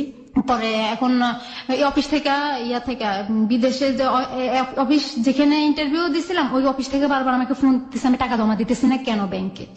এটা ব্যাংকে টাকা জমা দেওয়া লাগতো, তো টাকা জমা দিতেছি না কেন। আমার বান্ধবী সব টাকা জমা দিয়ে দিছে, রানী সব টাকা জমা দিয়ে দিচ্ছে, আমি জমা দিতে পারতেছি না। এখন আর বলতেছে আমার বিদেশ যাওয়া লাগবে না। আমি না, বিদেশ যাইলে তো আমার ভালো হবে, তুমি বাংলাদেশে থাকলা আর আমি বিদেশ থাকলাম, তো বেশি করে টাকা পাঠালে তুমিও বিদেশ চলে গেলা, ব্যাস দুজন ওখানে সেটেল হয়ে গেলাম। আমার এটাই ছিল পরিকল্পনা। তো ও বলছে কি, তো আমার বউ, আমি কি শোনো, তুমি একটা কথা চিন্তা করো সবসময়, যেহেতু আমি যাই না ফেলাইছি, তোমার বউ আছে, তাহলে তুমি একটা কাজ করো, তুমি তোমার বউ কাছে যাইতে পারবে না। কেন? আমি কেন, তুমি তোমার বউ কাছে, তুমি যেহেতু বলছো এটা তোমার জোর জবরদস্তি বিয়ে, তোমার মতে না বিয়ে, তাহলে তুমি ওখানে যাও না। একটা কাজ করো, তুমি টাকা পয়সা দিও ওদেরকে ওখানে, আমি চাকরি করে যা বেতন পাবো তার অর্ধেক দিয়ে ঘর ভাড়া চালাবো আর তোমার খাবো, আর তুমি যা করবা তার বেতন পুরাটাই তুমি আমার বাড়িতে পাঠিয়ে দিও। তোমার টাকা আমার সংসার, আমার ফ্যামিলি, আমার সংসারের দরকার নাই, আমার সংসার আমার টাকা হইলে এনাফ। মানে আপনি চাচ্ছেন যে ও পার্মানেন্টলি আপনার সঙ্গে থেকে যায়? হ্যাঁ। সেটা কি বিয়ে করে নাকি বিয়ে ছাড়াই? বিয়ে করে। বিয়ে করে। হ্যাঁ। তারপরে কি বললো আরিফ? পরে আরিফ বললো আচ্ছা ঠিক আছে। তো বিদেশ যাইতে পারলাম না। তো বিদেশের ওই যা সালাউদ্দিন ভাই বিদেশ যাওয়া বলে যে টাকাটা আমাকে পরে আমাকে 20,000 টাকা দিচ্ছে, তো ওই টাকাটা দিয়া কি করলাম, আমরা দুজন চলে গেলাম চিটাগাং চলে গেলাম বেড়াইতে। ঢাকা থেকে বাসায় তালা দিয়ে চিটাগাং গেলাম বেড়াইতে। মোবাইল কিনলাম একটা, আমি আমার হাতে মোবাইলটা যেটা ছিল সেটা ভেঙে গেছে। পরে আমি মোবাইল কিনলাম একটা, ওই মোবাইলটাও আমাকে চালাইতে দিল না, আমার হাতে নিয়ে নিল, বললো যেটা আমার মার জন্য একটা মোবাইল লাগবে। হ্যাঁ, আমি কোরিয়ান করে পাঠিয়ে দিলাম, ঠিক আছে। পরে দুজন ঘুরে ফিরে ঘুরে ফিরে আবার ঢাকায় আসলাম। ঢাকায় আসার পরে বাসায় চলতেছে, খুব সুন্দর মতো চলতেছে, খাইতেছি, আমি চাকরি করতেছি। ও বলে কি আমি নাকি চাকরি করলে, ও তার মানে ওর সাথে আমার এখন গ্যাঞ্জাম আস্তে আস্তে শুরু হচ্ছে। আজকে ঝগড়া করতেছে, কালকে আমার মারতেছে, পরশুদিন ঝগড়া করতেছে, এরকম প্রতিদিন আমার সাথে ঝগড়া, প্রতিদিন আমাকে ঝগড়া করে আমার সাথে মারে, প্রতিদিন আমাকে মারে, অনেক মারে। পরে হলো গিয়া ওরা বললাম তুমি আমার সাথে কেন মারো? তুই ইয়াতে যায়, অফিসে যায়, তুই বসের সাথে প্রেম করস। মানে আপনার এখানে থেকে আপনাকে গায়ে হাত তুলছে কন্টিনিউয়াসলি? হ্যাঁ, কন্টিনিউয়াসলি আমার গায়ে হাত তুলতেছে আর বলতেছে আমি নাকি ইয়াতে চাকরি করলে বসদের সাথে খালি প্রেম করি। আমি কি বসদের তো কোনো কাম নাই আমার সাথে? আমি কি এত বিশ্ব সুন্দরী যে আমার সাথে প্রেম করবে?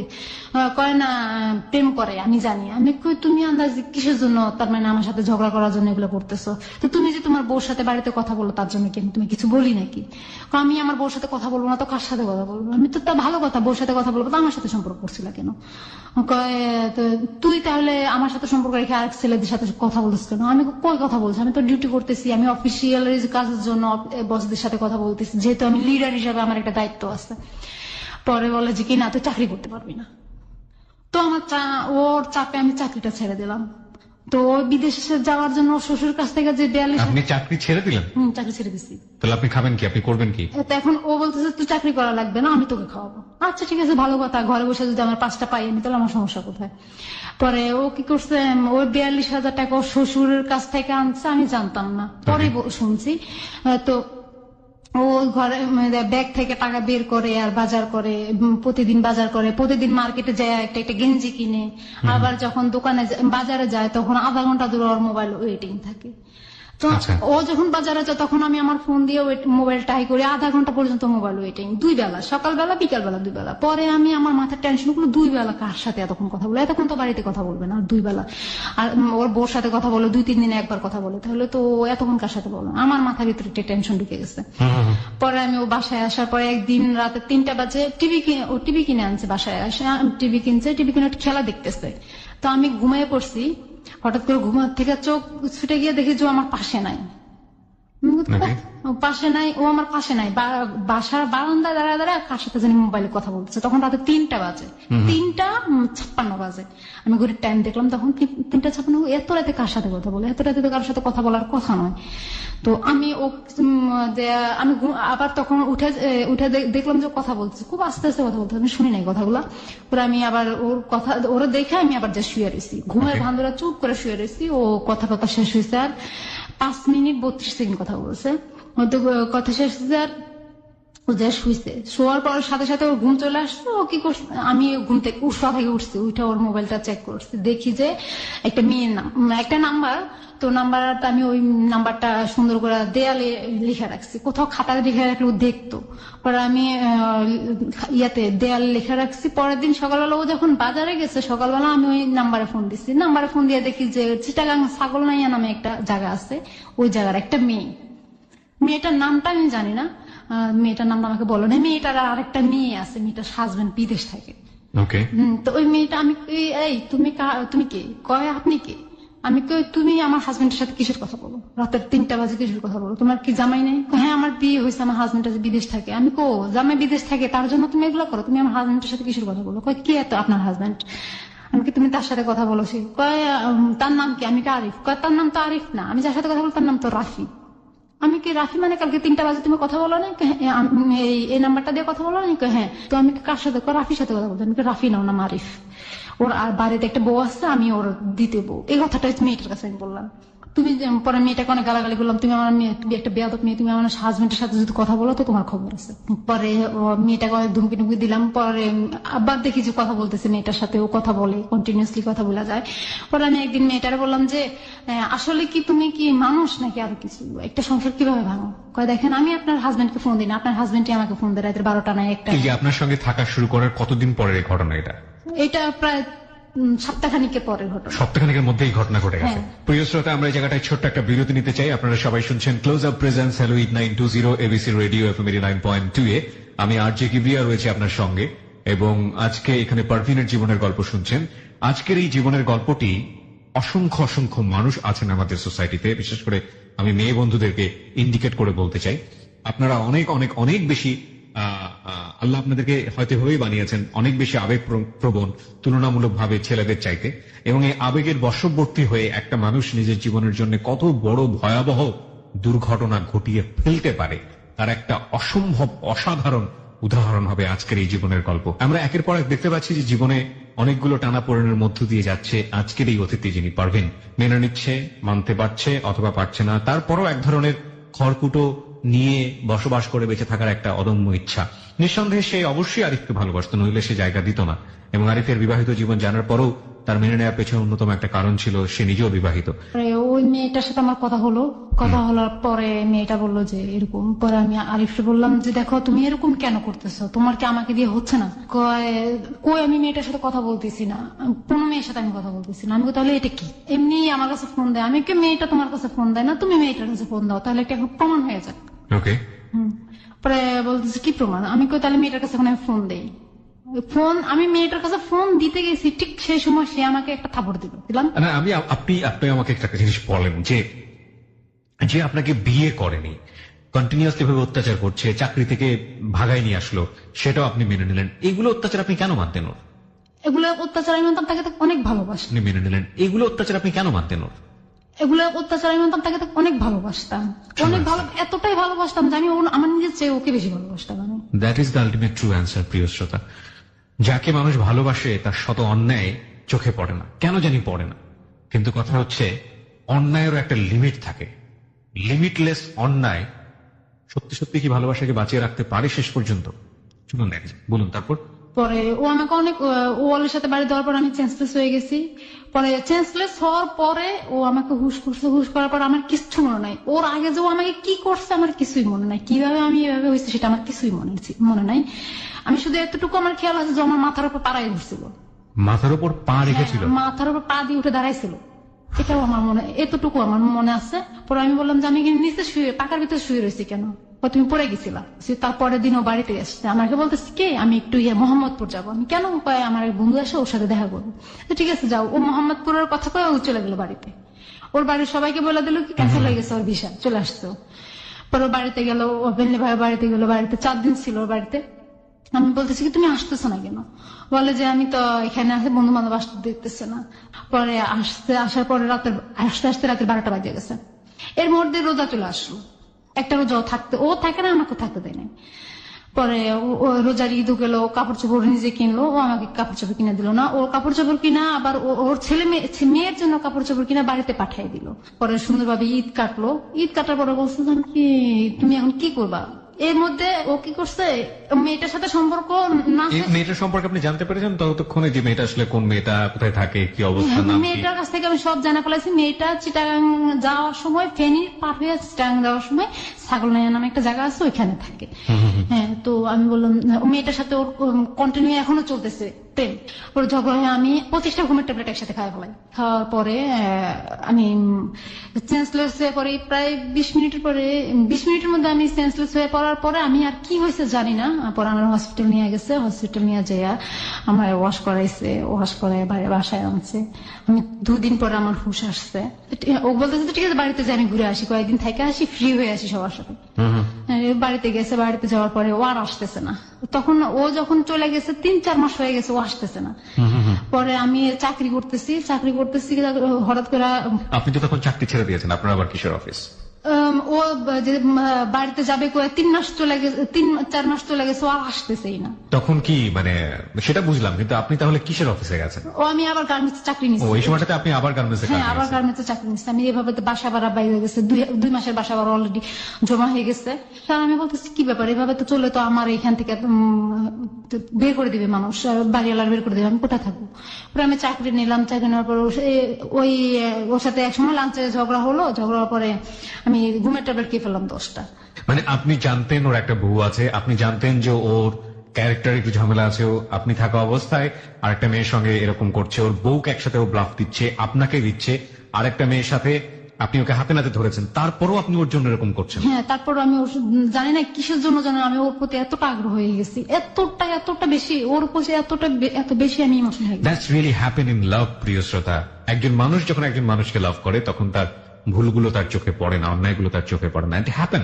এটা শুধুমাত্র ওর জীবনে সত্য নয়, যারা শুনছেন তারা হয়তো খুব সহজেই সমালোচনায় দেখতে পারবেন, কিন্তু এটা ঠিক যে আপনি নিজেকে দেও প্রশ্ন করে দেখেন, এবং এরকম মানুষ হয়তো আপনার চারপাশেই রয়েছে যারা ভালোবেসে একের পর এক অন্যায় এবং ভুলগুলোকে মেনে নেয়, কিন্তু সেটার একটা শেষ বোধহয় থাকে। ওকে, বলুন তারপর। পরে আরিফ বলতেছে কি ও চায়, আরিফ উল্টা রানীকে বলতেছে কি যে ও চায় আমার সাথে সারাদিন ফোনে কথা বলার জন্য, ও চায় আমি ওর পাশে আমি সারাক্ষণ বসে থাকি। এটা কি আমার সম্ভব? আমার তো একটা বউ আছে, আমার তো বাচ্চা আছে, ওটাও জানে না, তাহলে ও এমন কেন করে? আরিফ উল্টা আমার দোষ দিতেছে ফোনের মধ্যে রানীর কাছে। তো রানী কাটা দেওয়ার পরে রানী বলতেছে কি দেখ উল্টা আরিফ তোর নামে বদনাম করতেছে, তাহলে তুই ওর জন্য এমন কেন করতেছিস? আমি এত কষ্ট বুঝি না, তোর আরিফ রায় না আমার কাছে। পরে আরিফ আবার ফোন দিছে, রানী বলতেছে তুই তাড়াতাড়ি। আচ্ছা ঠিক আছে, আমি পরের দিন আসতেছি। তা আরিফ আমার এগুলার পরের দিন আসলো। আসার পরে অফিসে আমার একটা পুরো বদনাম হয়ে গেছে। আমি এটা করছি যে ও এমন করছে, ও একটা লিডার হয়ে, কোয়ালিটির একটা লিডার হয়ে যদি এমন করে, তাহলে ওর আন্ডার যারা চাকরি করে তারা কি করবে? পরে একটা বদনাম হয়ে গেছে আমার। আমি অফিসে আর যাই আমার তার মানে মুখ দেখাতে পারতেছি না, এমন একটা অবস্থা হয়ে গেছে। পরে আমি ও আরিফ আসছে, আয়সা বলতেছি তুমি এমন করতে পারো না। পরে আমি আবার কি করছি, ও যখন আসতেছে না, আসতে দেরি হইতেছে, পরের দিন আসতে বলতেছে, আমি কেন আজকে আসবো, আমি কি করছি আবার ব্লেড দিয়ে আমার হাত রাখছি, হাত আইকে একদম অনেকটা আসছি, মানে এই যে দাগগুলো এখনো আছে আমার হাতের মধ্যে, অনেকটাই আসছি। তার মানে এখানে এমন ভাবে আসছি যে পরবর্তীতে আমার এই জায়গাটা পৌঁছে যাওয়ার অবস্থা। ট্রিটমেন্ট নিয়ে ভালো হয়েছে। পরে ও আয়সা দেখছে, ও আয়সা দেখায় হালকা চোখে পানি ছাড়তেছে যে তুমি এমন করছো কেন? আমি দেখো আমার পৃথিবী সবকিছু একদিকে, তুমি আমার একদিকে। আমি সব তো ওর বউ কি এটা জানলো যে আপনি এরকম করতেছেন? ওর যে বউ ছিল না, তার কাছে কি খবর এগুলো পৌঁছাতো? না, ওর বউর কাছে খবর এগুলো পৌঁছায় নাই। ওর বউর সঙ্গে আপনি কথাও বলেনি কখনো ওই সময় পর্যন্ত? না, আর কথা বলি না। বলুন তারপর। পরে ওর বউ জানতো যে ও ঢাকা চাকরি করতেছে। আমি ওর জিজ্ঞাসা করলাম যে আরজু কি জানে? কয় আরজু জানে আমি ঢাকা চাকরি করতেছি। বউয়ের নাম ছিল আরজু? বউর নাম ছিল আরজু। আরজু জানে আমি ঢাকা চাকরি করতেছি। আমি পরে এক পর্যায়ে ও আমার জন্য কান্নাকাটি করে, কান্দে, চোখের পানি ছাড়ে, বলতে যে কি যে তুমি এমন করো কেন। আমি কি দেখো তুমি আমার সবকিছু, আমি সবকিছু সবার বিরুদ্ধে যাই আমি তোমার কাছে, আমার আত্মীয় স্বজন কেউ চায় না আমি তোমার সাথে সম্পর্কটা রাখি, আমার আত্মীয় স্বজন সবাই আমার বিরুদ্ধে চলে গেছে, কেউ আমাকে দেখতে পারে না এখন আর, শুধু তোমার সাথে সম্পর্ক করছি বলে। আমার মাও আমার সাথে এবার আয়সা দেখে গেল, যা দেখে গেল আমার মা, তা দেখে আমার মা অনেক কষ্ট পাইছে। আমি তোমার জন্য এগুলা করছি, আমার মা দেখে গেছে আমি একটা পাগলের মতো হয়ে গেছিলাম, তাহলে তুমি আমাকে ছাড়া কেন যাও। মানে দেখো আমি তো ওদেরকে ওখানে মানাইতে হবে, ওরা যেহেতু জানা গেছে আমি বিদেশ ভিসা ক্যান্সেল করে বাংলাদেশ চলে আসছি, তাহলে ওদেরকে আমার মানাইতে হবে না আমি ঢাকায় চাকরি করতেছি, 2 দিন পর বাড়িতে না যাইলে ওরা বলবে যে নিশ্চয় ও ঢাকা কিছু একটা করছে, তাহলে ও আর বাড়িতে আসে না কেন।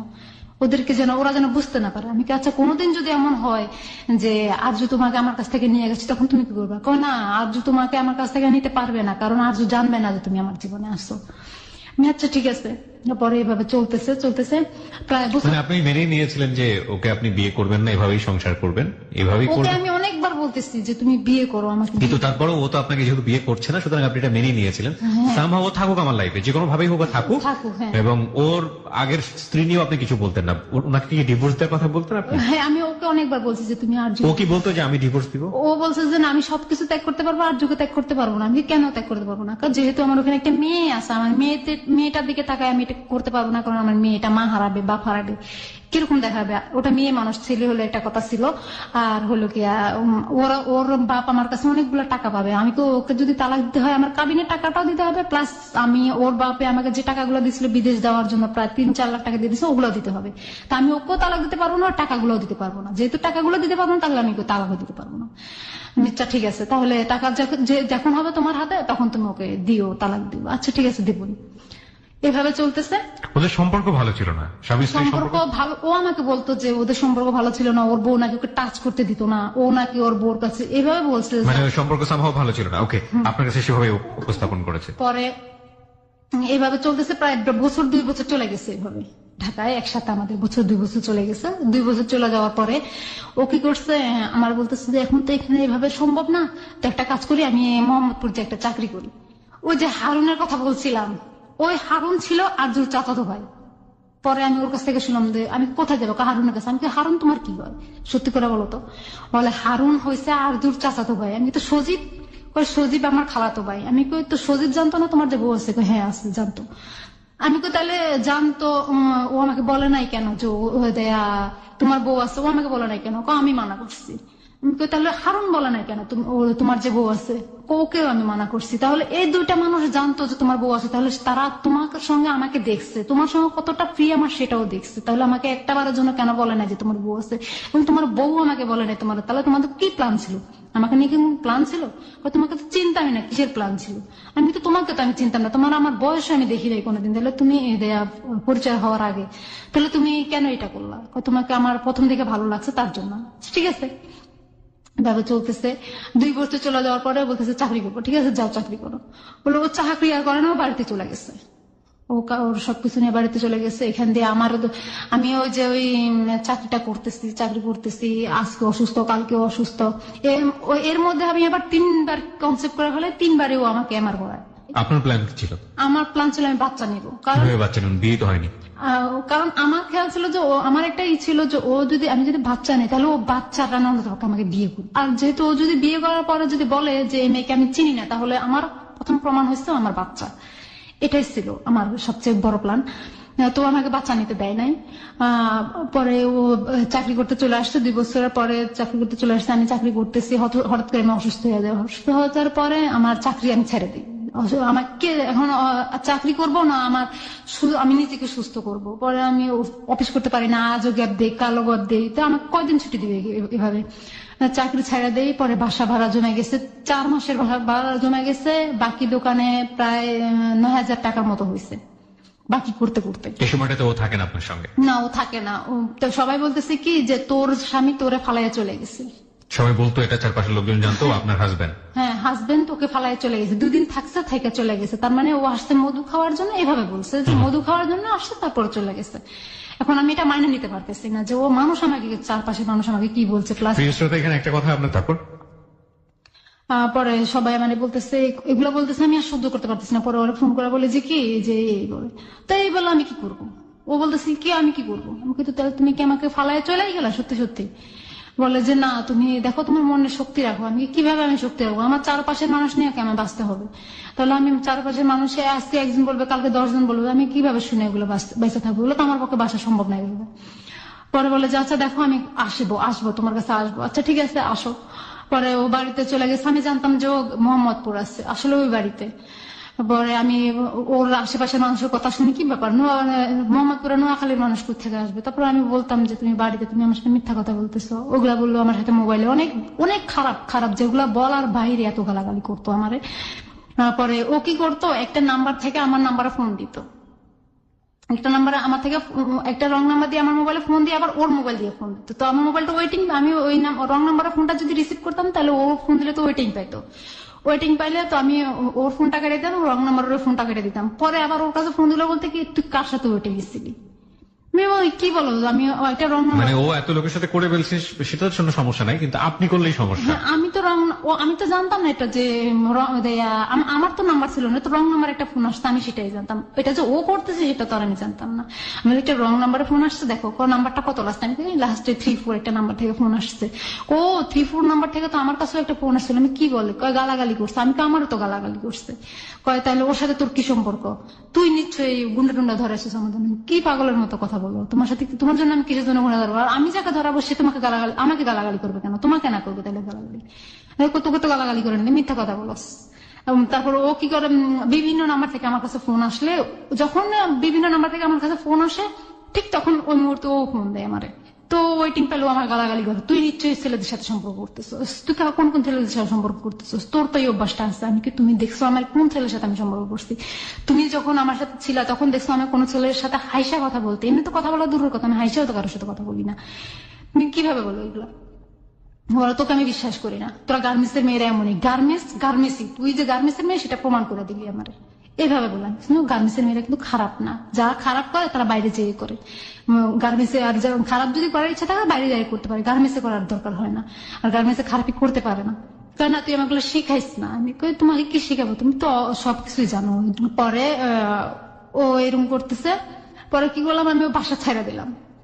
বাসা ভাড়া দেওয়া হয় নাই, কিন্তু 8,000 টাকা বাসা ভাড়া, ওখানে 9,000 টাকা বাকি ভাড়া। আমি কি করলাম, বাসায় মাল জিনিস সব রাইখা ওর ব্যাগে যে কাপড় চোপড় ছিল, ওর কাপড় এক ব্যাগ কাপড় চোপড় আমার ঘরে ছিল, আর কিছু কাপড় চোপড় নিয়ে চলে গেছে। ওর ব্যাগের কাপড় চোপড় আমার ব্যাগে যা যা দরকারি লাগে আমি ওগুলা নিয়ে রাতে ফজরের আজান দিছে তখন ওখান থেকে বের হয়ে গেছি। তখন ওখান থেকে বের হয়ে গেছি, বাড়িওয়ালার সবাই কেউ জানে না। আমি ঘরে তালা মেরে চাবিটা ওখানে পাশে ঝুলাই দিয়ে আমি চলে গেছি। আমার ঘরে অনেক মাল জিনিস ছিল, ওগুলো সব ধুয়ে আমি চলে আসছি আমার ধানমন্ডিতে চলে আসছি আমার মামার বাসায়। ছোট মামার বাসায়, ওখানে মামি আছে মামা আছে, ওখানে চলে আসছি। ওদের ঘর ভাড়াটা কিছুদিন আমার ফোন অফ করে ফেলছি আমি।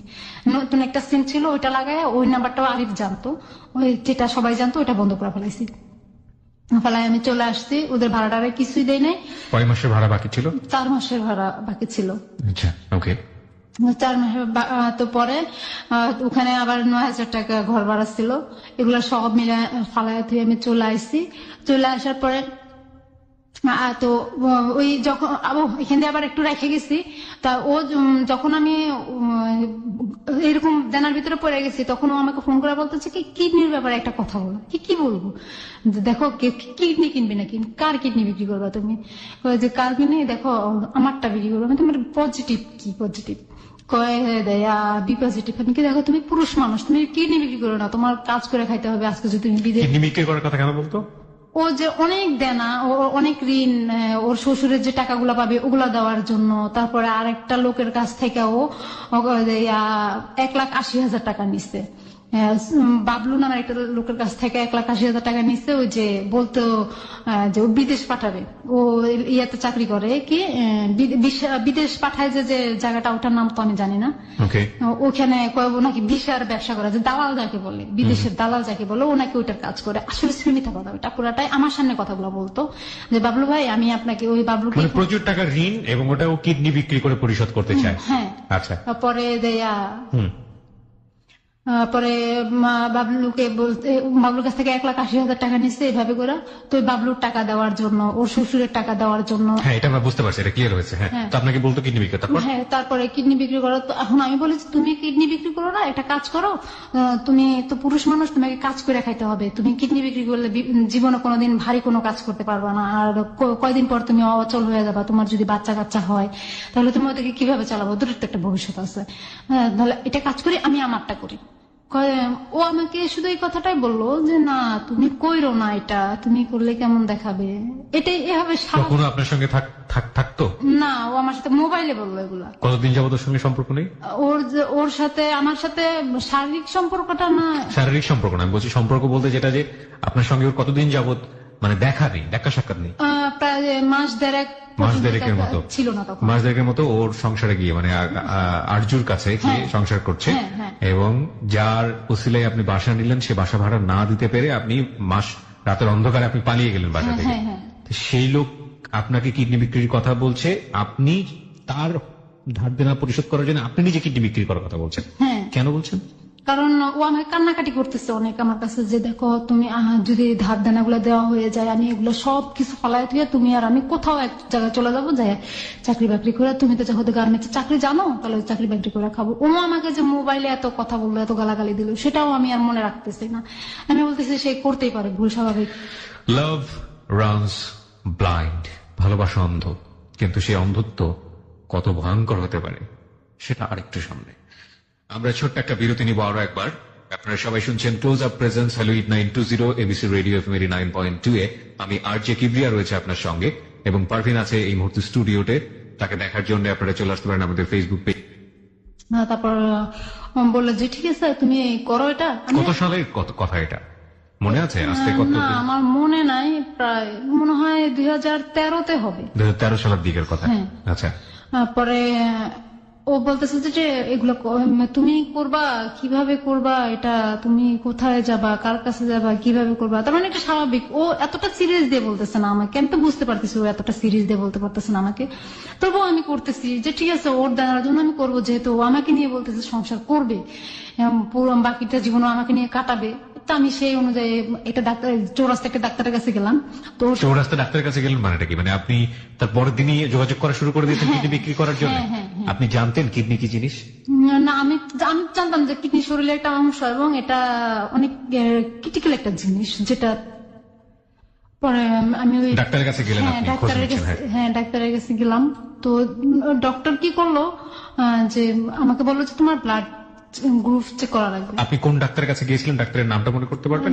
ইভেন ডাক্তারের নাম মনে না করলেও চলবে। মানে আপনি যখন ডাক্তারের কাছে গিয়ে বললেন যে আপনি কিডনি বিক্রি করতে চান, আমি সরাসরি কিডনি বিক্রি করবো এই কথা বলি নাই। তাহলে আপনি কি বলেছেন? আমি বলছি যে আমি একটু ব্লাড টেস্ট করবো, এই কথাটা বলছি। ফার্স্ট আপনি ব্লাড টেস্ট করতে গেছেন। আচ্ছা, তারপর? আমি বলছি যে ব্লাড টেস্ট করবো। ঠিক আছে, ব্লাড টেস্ট করবো, একটু বসো।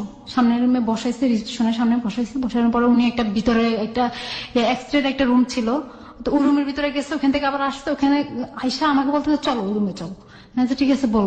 ওই রুমে নিয়ে গেল, আমাকে নিয়ে বললো যে কি বলো এখন বলো।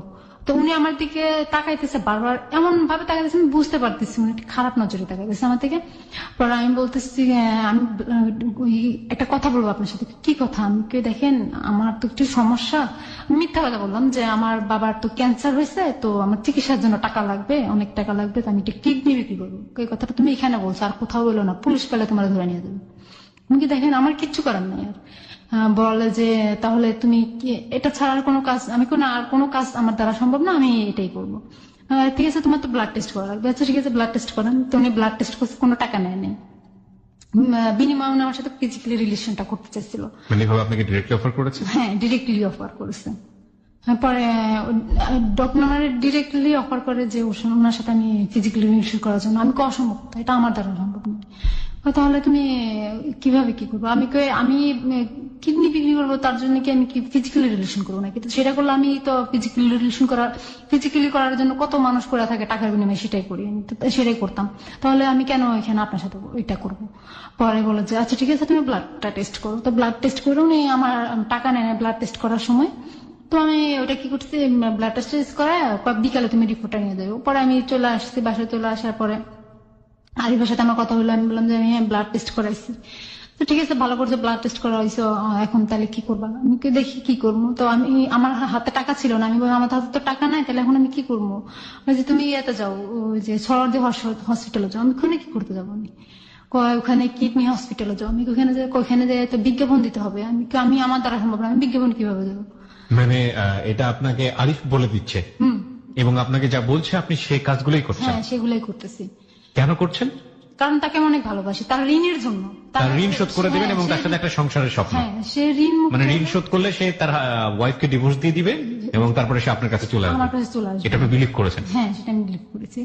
পরে আমি কি করলাম, সরারদি হসপিটাল আসলাম। আমার পরে একটা লোকের সাথে আমার কথা হলো। তো ওই বৃদ্ধ লোকটা ছিল, উনি ভালোই ছিলেন।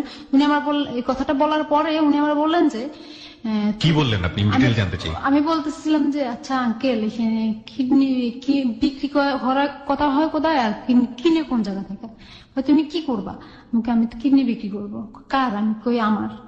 তুমি কি পাগল হয়ে গেছো? কেউ যদি তোমাকে কিডনি বিক্রি করার জন্য নেয়, সে তোমার 2টা কিডনি রেখে দিলে তুমি কি করবা?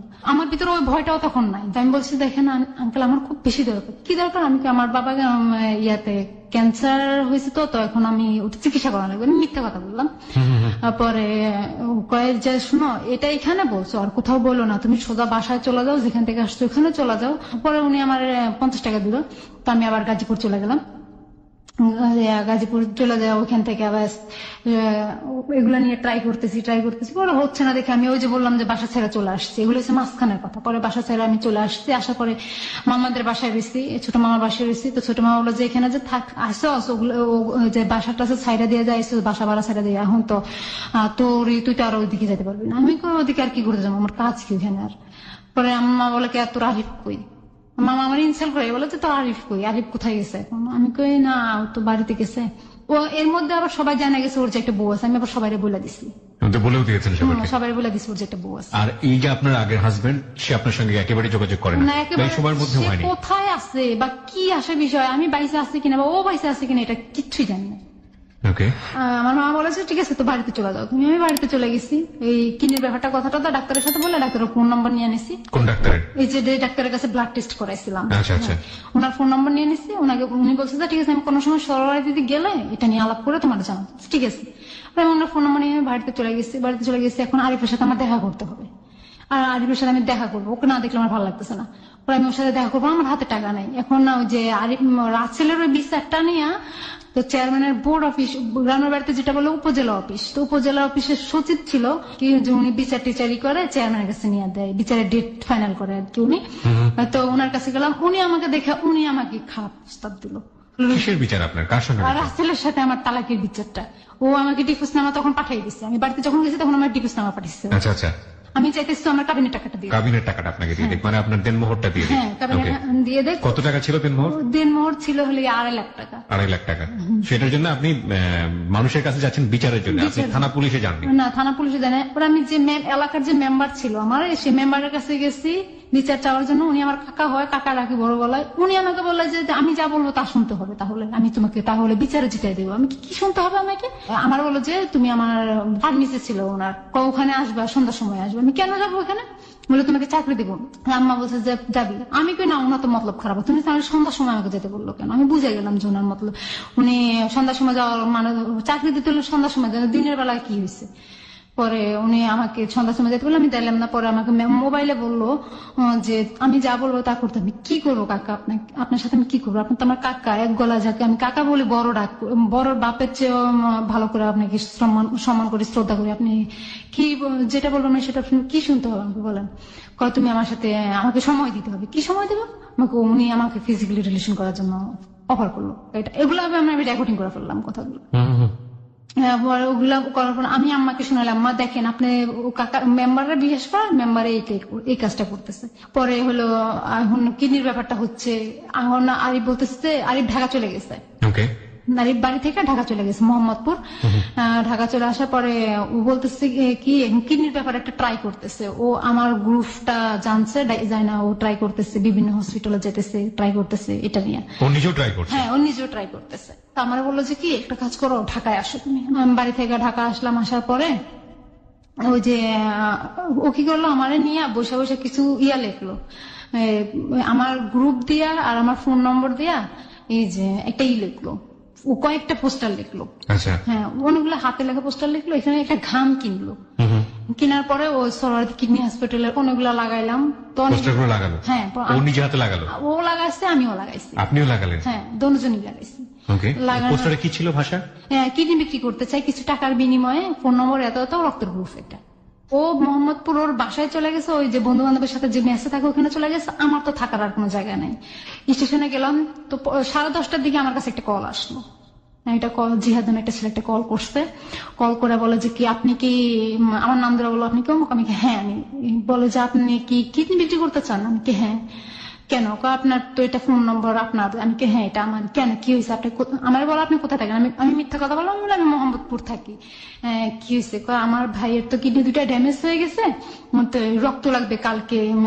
আমার যে সময় ফোন করছে বলতেছে কালকে ওর ডায়ালিসিস দিতে হবে, তো ডায়ালিসিসের জন্য কিছু রক্ত লাগবে। পরে আমি কি বললাম, আমি কিছু ঠিক আছে, আমি কালকে সকাল 10টার দিকে আসতেছি। কোথায় আসতে হবে? শ্যামলী ইয়াতে আলমার কাজুল হসপিটালের পিছনে একটা ইয়ে আছে, কিডনি হসপিটাল, ওটাতে আসেন। তো ওখানে গেছি, আমি আসছি, আইসা তারপর আরিফের খবর দিচ্ছি। আমি বলছি তুমি একটু দাঁড়াও, তুমি যে আমার সাথে আসছো, তুমি ও ছেলেটা যেন এটা বুঝতে না পারে, তুমি আমার পিছনে থাকবা। ও কোথায় নিয়ে যায় আমাকে সেটা দেখলাম। ঠিক আছে।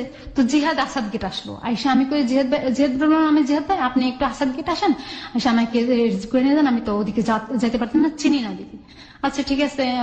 জিহাদ ভাই আসলো, আইসা আমাকে বাসে উঠলাম। আমরা যে বাসে উঠছি তার অনেকটা পিছনে আরিফ উঠছে, ওই বাসে অনেকটা সিট পরে উঠছে পিছনে। উঠা শ্যামলী নামলাম, নেওয়ার পরে ও হসপিটালে গেলাম। যাওয়ার পরে ওরা আমার সবকিছু টেস্ট করলো, ব্লাড টেস্ট করলো, আমার ব্লাড কোনো ভাইরাস আছে কিনা, কোনো সমস্যা আছে কিনা সব টেস্ট করে ওকে করলো। ও করে 1 ব্যাগ রক্ত দিতে হবে। তো আমি যে জিহাদের সাথে কথা বলতেছি, একদম কাছাকাছি যে কথা বলতেছি, তো ওটা আরিফ সহ্য করতে পারতেছে না। ও বললো আর কি আমাকে যে আমি সহ্য করতে পারতেছিলাম না, তাই চলে আসছি। ও হসপিটাল থেকে বাইরে বাসায় চলে আসছে, মোহাম্মদপুর চলে আসছে। 1 ব্যাগ ব্লাড দেওয়ার পরে আমি ওটা দাঁড়াতে পারতেছিলাম, আমার মাথা ঘুরাচ্ছিল। পরে জিহাদ আমাকে ধরলো, ধরে বললো, জিহাদ বললো যে চলেন বাসায় দিয়ে আসি। আপনার রক্তের গ্রুপ যেন কি? ও নেগেটিভ। ও নেগেটিভ, হ্যাঁ। আমার বললো যে কি হ্যাঁ আপনি বাসায় দিয়ে আসি। তা আমার তো মোহাম্মদপুর কোনো বাসা নেই, আমি তোকে মিথ্যা কথা বলছিলাম। আমি ঠিক আছে, আপনি আমাকে আসাদ গেট নামে দিলেই হবে। তারপরে ও বাসে করে আমাকে আসাদ গেট নামে দিয়ে আমাকে 2000 টাকা হাতের মধ্যে দিল। তো আমি রিক্সায় করে মোহাম্মদপুর পর্যন্ত গেছি। যার পরে আমি আরিফকে ডাকলাম যে দেখো 2000 টাকা দিয়েছে। তো আরিফ বললো ঠিক আছে চলো আমরা হোস্টেলে যাই। তো হোস্টেলে একটা রুম নিল, ফার্মের একটা হোস্টেল আছে, ওখানে একটা রুম নিল। ও দেখলাম কি যখন ও রুমে গেছি আর তখন দেখলাম পরের দিন সকালবেলা ও একটা মেয়ের সাথে কথা বলতেছে। তো ওই মেয়েটা তো যেদিন রাইতে গেছি ওদিনই 12টার সময় ফোন দিছে, আর আমি হ্যালো করছি, মেয়েটা কেটে দিছে। ও ছিল তখন বাথরুমে। তখন আমি চুপ করে বসেছিলাম। তো যখন কলটা আসছে আমি নাম্বারটা মুখস্থ করে ফেলাইছি। কি করছি, ওই মেয়েটার ফোন দিছে। আমি মেয়েটার বললাম যে তুমি কে? আমার নাম বিথি। তুমি কার সাথে কথা বলো? বলে রাফির সাথে কথা বলো। আমি কে রাফি? কয়ে যে এই নাম্বারটা দিয়ে কথা। আমি ওর নাম তো রাফি না, ওর নাম তো আরিফ, ও আমার হাজব্যান্ড, ওর আরো একটা বউ আছে। কি বলেন? আমি বললাম যে ওর সাথে কিছুদিনের কথা বললো। মানে অনেকদিনে পড়েছে, ওর সাথে কোনো প্রেম সম্পর্ক না। আমি তো একটা প্রেম সম্পর্ক না হলে তুমি কিছুদিন ওর সাথে কথা বলতেছো? আমি কি তোমার বিয়ে হয়েছে? আমার বিয়ে হয়েছে। আমি তাহলে ওর সাথে কথা বলার দরকার না, আমার হাজব্যান্ড। মিথ্যা কথা বলেন কেন? আমি কি মিথ্যা কথা বলতেছি না, ও আমার হাজব্যান্ড। পরে আমি ওর সাথে ফোন কাটা দেওয়ার পরই মেয়েটা ওর কাছে ফোন দিচ্ছে, আরিফের কাছে ফোন দিচ্ছে। আরিফ বাইরে থাকতে থাকতে আরিফের কাছে ফোন দিচ্ছে যে বলে তোমার বউ আমার কাছে ফোন দিচ্ছে, তুমি নাকি বিয়ে করছো। এগুলা ও আবার বাইরে থেকে নাস্তা নিয়ে আইসা ও আবার আমাকে এগুলো বলতেছে। ও আমার এগুলো বলতেছে, আমার বইলা অনেক আসছে ওদিনই। আমি ব্লাড, আমি ওকে পাও ধরে বলতেছে তুমি আমাকে আর মারো না, আমি মরে যাবো, কারণ আমি কালকে ব্লাড দিছি, আমার শরীরের কিচ্ছু নেই। দেখো আমি ওটা দাঁড়াইতেও পারতেছি না, আমার খুব কষ্ট হচ্ছে, তুমি কেন আমাকে মারতেছো এরকম? আমি অনেক কান্নাকাটি করতেছি ওর পাও ধরা, তুমি আমাকে আর মারো না, আমি মরে যাবো। তো আমি বলছি যে ঠিক আছে, আমি নোয়াখালী চলে যেতেছি। তো আমি নোয়াখালী চলে আসতে আর ওই যে জিহাদ আমাকে ফোন দিছে, জিহাদের সাথে কন্টিনিউ আমার চলতেছে। ওইখান থেকে আরিফ আমাকে ফোন দিতেছে, দেখো ওদের কিডনির ব্যাপারটা কথা বলো না, ওরা কি বলতেছে বলো না। আমি আচ্ছা ঠিক আছে দেখতেছি। আমি ওখান থেকে জিহাদ আবার আমার পছন্দ করছে, ওটা আবার জিহাদ আমাকে ফোনে দিতে জানাইতেছে। ওই জিহাদের বাবা আবার ওদের এলাকার সিরাজগঞ্জে ওদের বাড়ি, তো উনি আবার ওই এলাকার চেয়ারম্যান, বর্তমান চেয়ারম্যান, উনি এখনো চেয়ারম্যান আছেন। তো ওই চেয়ারম্যান তো উনি ঢাকায় আসছে, আসার পরে জিহাদ আবার ঢাকায় পড়াশোনা করে। তো ঢাকায় আসছে, ছেলের বাসায় আসছে, ওই চেয়ারম্যান আসার পরে আমার খবর দিছে। আমি আবার বাড়িতে, আমি আবার আরিফে ফোন দিছি, আমি কই তুমি মামা আমারে টাকা দাও, 100 টাকা দাও, আমার ঢাকা যাইতে হবে। বলে যে কি তাহলে তোরে 100 টাকা দেবো, তুই তোর মারে আমার কাছে না দিয়া যা। আমি কই, তুমি এভাবে বলতেছো কেন, গালাগালি কেন করতেছো? কয় তাহলে আমি তোর 100 টাকা কোথেকে এনে দেবো, না কিসের বিনিময় দেবো? আমি কই দেখো কিডনির ব্যাপারটা দিতে হবে না, তুমি এমন করো না, তুমি না দেনা মুক্ত হইতে চাইতেছো, তাহলে তুমি এমন করতেছো কেন? কয় আমার কাছে টাকা নাই। অনেক কান্নাকাটি করছো, টাকা দেয় না। পর আমি আমার কাছ থেকে টাকা নিয়ে অনেক অনেক কাকুতি মিনতি করে আমি আমার কাছ থেকে টাকা নিয়েছি, নিয়ে আমি ইয়াতে ঢাকা আসছি। আয়সা ওই চেয়ারম্যানের সাথে দেখা করছে। চেয়ারম্যান বলতেছে যে কি কিডনি আমরা নেবো, তো একটা কাজ করো, তো আমার বাড়িতে যাই কদিন থাকতে হবে তুমি। আচ্ছা ঠিক আছে। তো ওই অবস্থায় আমি কোনো কাপড় চোপড় আনি নাই, আমার গায়ে যেটা ছিল ওইটাই, আর আমি বোরকা পরে আসছিলাম। ওনাদের এলাকায় নিয়ে গেছেন, ওখানে বলতেছে যে ওনাদের ছেলের সাথে নাকি আমাকে বিয়ে দিবে, যেটা কিডনি দুইটাই ড্যামেজ, ওটার সাথে আমাকে বিয়ে দিবে। বিয়ে দেবে কিসের, কি বিয়ে দেবে কি, আমি তো রাজি না। আমি কি বাবা এটা কি ধরনের কথা? আমি কয় না আসলে এটা মিথ্যা কাবিন হবে, কাবিন তো কোনোদিন মিথ্যা হয় না। দেখো এখানে কোনো মৌলবি দেওয়া হবে না। আমি কি মৌলবিদি না হলে একটা ছেলের আর একটা মেয়ের কাবিন হলে ওটা বিয়ে হয়ে যায়, আর আপনাকে ছেলেকে আমি বিয়ে করবো, আমার একটা হাজবেন্ড আছে, সমস্যা নাই, তোমার গার্জিয়ানকে। তো আমি আরিফরে দেখাইলাম যে ও আমার চাচাতো ভাই হয়, এটা হাজবেন্ড সেটা বলি নাই, ও আমার গার্জিয়ান, আমার ফ্যামিলি বেশিরভাগ সময় দেখাশোনা ওই করে। আচ্ছা ঠিক আছে, তো ওকে খবর দাও। তো আমি প্রায় ওদের ওখানে 6 দিন ছিলাম। 7 দিনের মাথায় আরেকটা খবর দিলাম, আর বলে যে আমার কাছে টাকা নাই। তো আমি চেয়ারম্যানকে বললাম যে কি বাবা আমাকে কিছু টাকা দেন, আমার ভাইকে টাকা পাঠাইতে হবে। মানে চেয়ারম্যানের উদ্দেশ্য হচ্ছে যে আপনাকে বিয়ে দেওয়ার পরে আপনার কাছ থেকে কিডনিটা নিয়ে নেবে, তারপরে আবার ডিভোর্স হয়ে যাবে। হ্যাঁ ডিভোর্স হয়ে যাবে। ওকে। চেয়ারম্যান আমাকে 1000 টাকা দিল। তো আমি 200 টাকা হাতে রেখে 800 টাকা আরিফের জন্য পাঠিয়ে দিচ্ছি। তো আরিফ নোয়াখালী থেকে সিরাজগঞ্জ গেছে, ওখানে 2 ঘন্টার ভিতরে কাবিন হলো, কাবিন রেজিস্ট্রি 2 ঘন্টার ভিতরে সবকিছু কমপ্লিট হয়ে গেছে। মানে আপনার সঙ্গে? হ্যাঁ আমার সাথে ওই ও যে ছেলেটা কিডনি নষ্ট। হ্যাঁ কিডনি নষ্ট, ওর নাম হচ্ছে হিরণ। তো চেয়ারম্যান বলতেছে দেখো মা এটা নিয়ে করো না, তুমি যদি কিডনি নেওয়ার পরে বলো যে আমাদের বাড়িতে থাকতে চাও, সারা জীবনের জন্য তোমাকে আমরা রেখা দেবো, আর যদি বলো না থাকতে চাই না, তাহলে থাকো না, সমস্যা নাই। এটা তো আমি বললাম যে আচ্ছা বাবা এটা কিসের জন্য করা হয়েছে? কয় দেখো এটা উকিলে এটা করা হয়েছে এই মাধ্যমে যেন পুলিশি কোনো ঝামেলা করতে না হয়, স্ত্রীর স্বামীকে কিডনি দিতেছে, এটাই কোনো ঝামেলা। আর টাকার লেনদেনটা কারোর কাছে বলবা না, সেটা তোমার ভিতরে আর আমাদের ভিতরে। টাকার লেনদেনটা কতদিনের ছিল? 4 লাখ টাকা। এটা যখন আপনি ওদের সঙ্গে ডিটটা করছেন, এটা বিয়েটাও করে ফেললেন, আপনার পক্ষ থেকে সাক্ষী কেউ ছিল? সাক্ষী ছিল আরিফ। আর এছাড়া পরিবারের অন্য কেউ জানতো না? না আমার পরিবারের কেউ জানতো না।